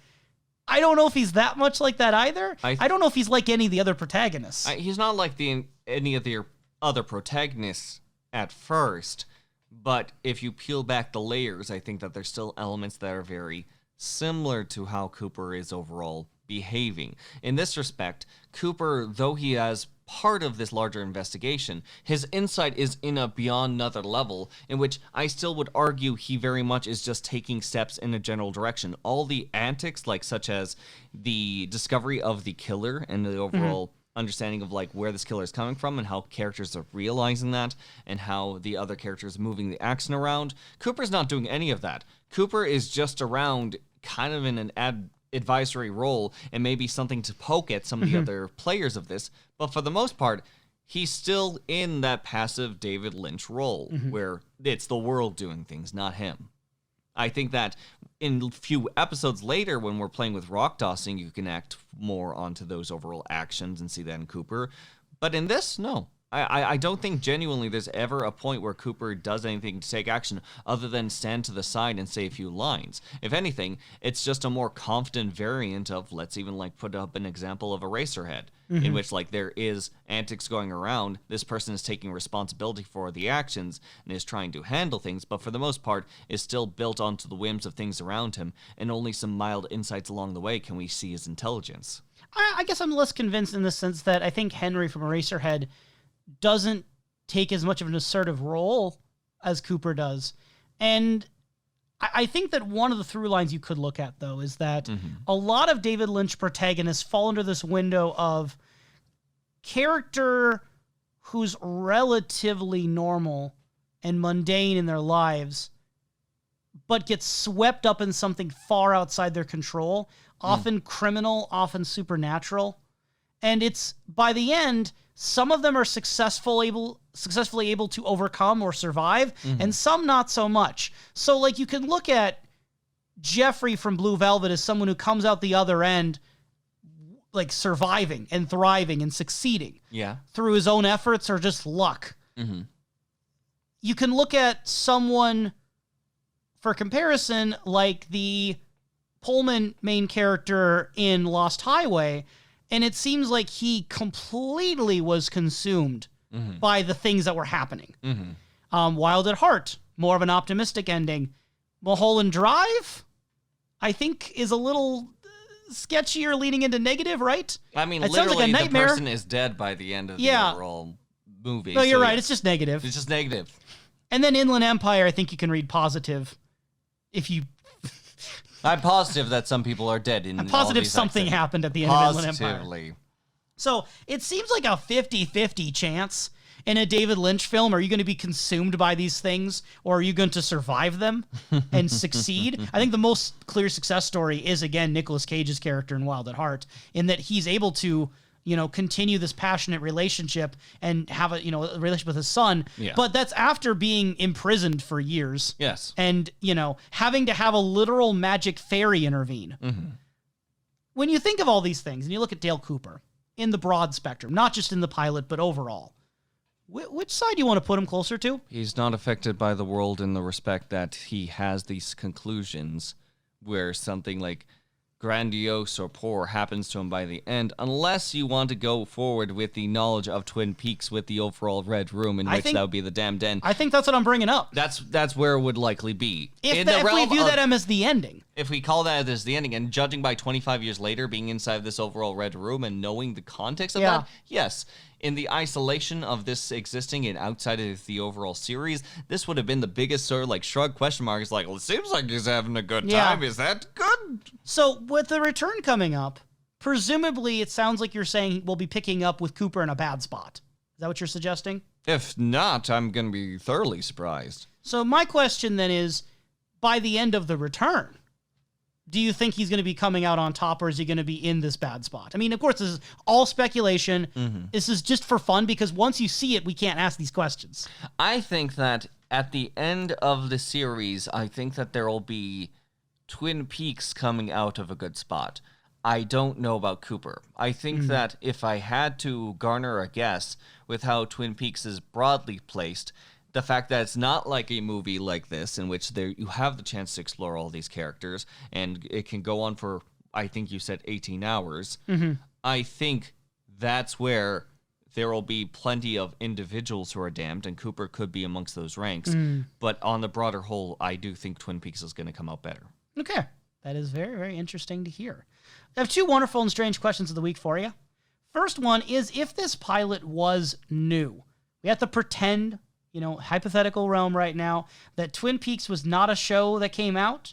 It's just we got this new pilot that was brought out and shown to the studios. If it was new today, do you think it would get picked up by a cable network, ABC, Showtime, Netflix? Do you think it would get picked up at all? And then do you think if it did get picked up, would it be successful? This is in the isolated case that Twin Peaks has to exist in, because there are plenty of works that were inspired by Twin Peaks and crafted. If somehow in that weird bubble that other people are inspired by themselves and for some reason their thoughts came to their mind. Yeah, we have to assume that there. X-Files, The Sopranos, Lost, all the prestige television still happened. Still happened. For whatever reason, everyone had the same Dancing Man dreams inside of their sleep. Regardless. You just wouldn't have media that directly references, has a Red Room scene or something. It's the fact that in its point of isolation, in the part that this has not been seen as much, this would be the biggest gamble in whether or not it would be successful today. I think if it premiered, I think that people would be entertained. I think that they would be curious. I think that they would see what is happening with it, enjoy some of the quirks, and maybe you'd be able to get some gifs and some memes out of it. But I do genuinely... Gifs and some memes. But I think that right now the market is filled with so many fantastic creative individuals putting forward their best shots in all sorts of media that it is a much more harder space to overall get something to stand out and go against the grind in such a way. At this point, if we are to assume Twin Peaks came through and other things were unlike Twin Peaks, there's still nothing like Twin Peaks. But will that feeling outshine when we are in a far separate day and age? There's more diverse media right now. There's more diverse types of shows. And if you want your fix of a dramatic, long-form series that gets into dark or weird places, you have options. You have options. Whereas you didn't really have as much options when it aired originally. No. I personally am skeptical that it would get picked up by ABC or a cable network. I don't watch cable anymore, and I haven't for years. So I can't tell you exactly what's on anymore. But I find that a lot more of the adventurous and weird territories are picked up by streaming platforms. They are. More often. The question is which streaming platform at this time. I think that the one that probably focuses on shows in which have concepts that can lean into the stranger territory, but also are able to flourish in some capacity by those who are faithful to the overall streaming service. I think the strongest contender is probably Hulu. I think genuinely, like, Hulu's big focus is a lot on things such as TV. Most of the things I see advertised off of Hulu are TV, and it's not going to be something that I would imagine be too overshadowed by other things apparent on the platform. I get a little confused with Hulu, like what they have access through because of like Fox and other affiliations. Because when I think of like TV on Hulu, I'm thinking, man, I've been meaning to watch Atlanta. I've seen the first episode and really liked it, and I'm going to watch more of that. And Atlanta has been compared to Twin Peaks, and I think occupies a very individual space in television that's super eccentric and its own thing. Yeah. And surreal. And it's like, if there's a space in Hulu for Atlanta, I think there's a space in Hulu for Twin Peaks if we're going by that logic. I mean, there's also the fun bits of, like, some people compare Riverdale of, like, the overall dead girl, if you will, or... Well, that show goes off the rails. Yeah, it goes off the rails. I've made a comment before. I would love to check out Riverdale because of how stupid it gets. It gets real weird, and that's distributed through Netflix, right? Yes. Yeah. So I still think streaming's the main way this would go, even if it starts as something that could be on the air. Oh, and then my second wonderful and strange question of the week is a bit more open and simple. Simple and clean, one could say. Yes. The answer is yes. I'm going with yes. What is your favorite thing about Twin Peaks? Yes. Going into the return, it feels like we're ending a phase of our podcast and beginning a new phase of the podcast. All is said and done, what's your number one favorite thing about Twin Peaks? My number one favorite thing about Twin Peaks, forgive the absolute bonkers answer. I think it's bonkers. When have you given an answer that's not bonkers? Every time, because I am the most stable part of this show. I am the one who says all the right things.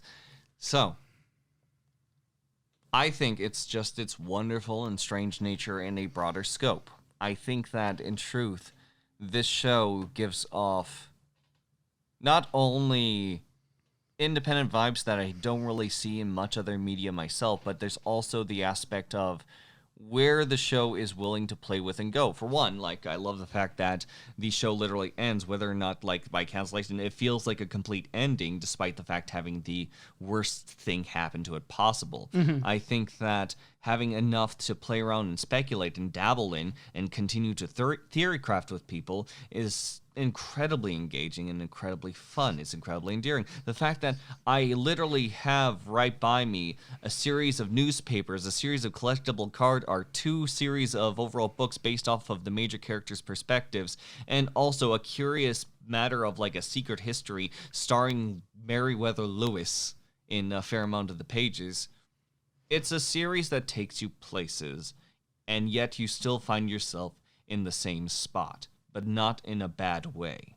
And I'm very thankful for that. I think that that genuinely is one of the most appealing parts to me, is that it all centers around this little town of small problems that are felt much bigger by the individuals felt around it. This is a very character-based show, and I think that as far as these characters goes, wherever their biases go, wherever the biases of the histories go, whether not the strange histories of the independent media and how it contradicts with one another, it remains fun for all those above reasons. It is truly a piece of media that I can concretely say is wonderful and strange. Does that count as one reason?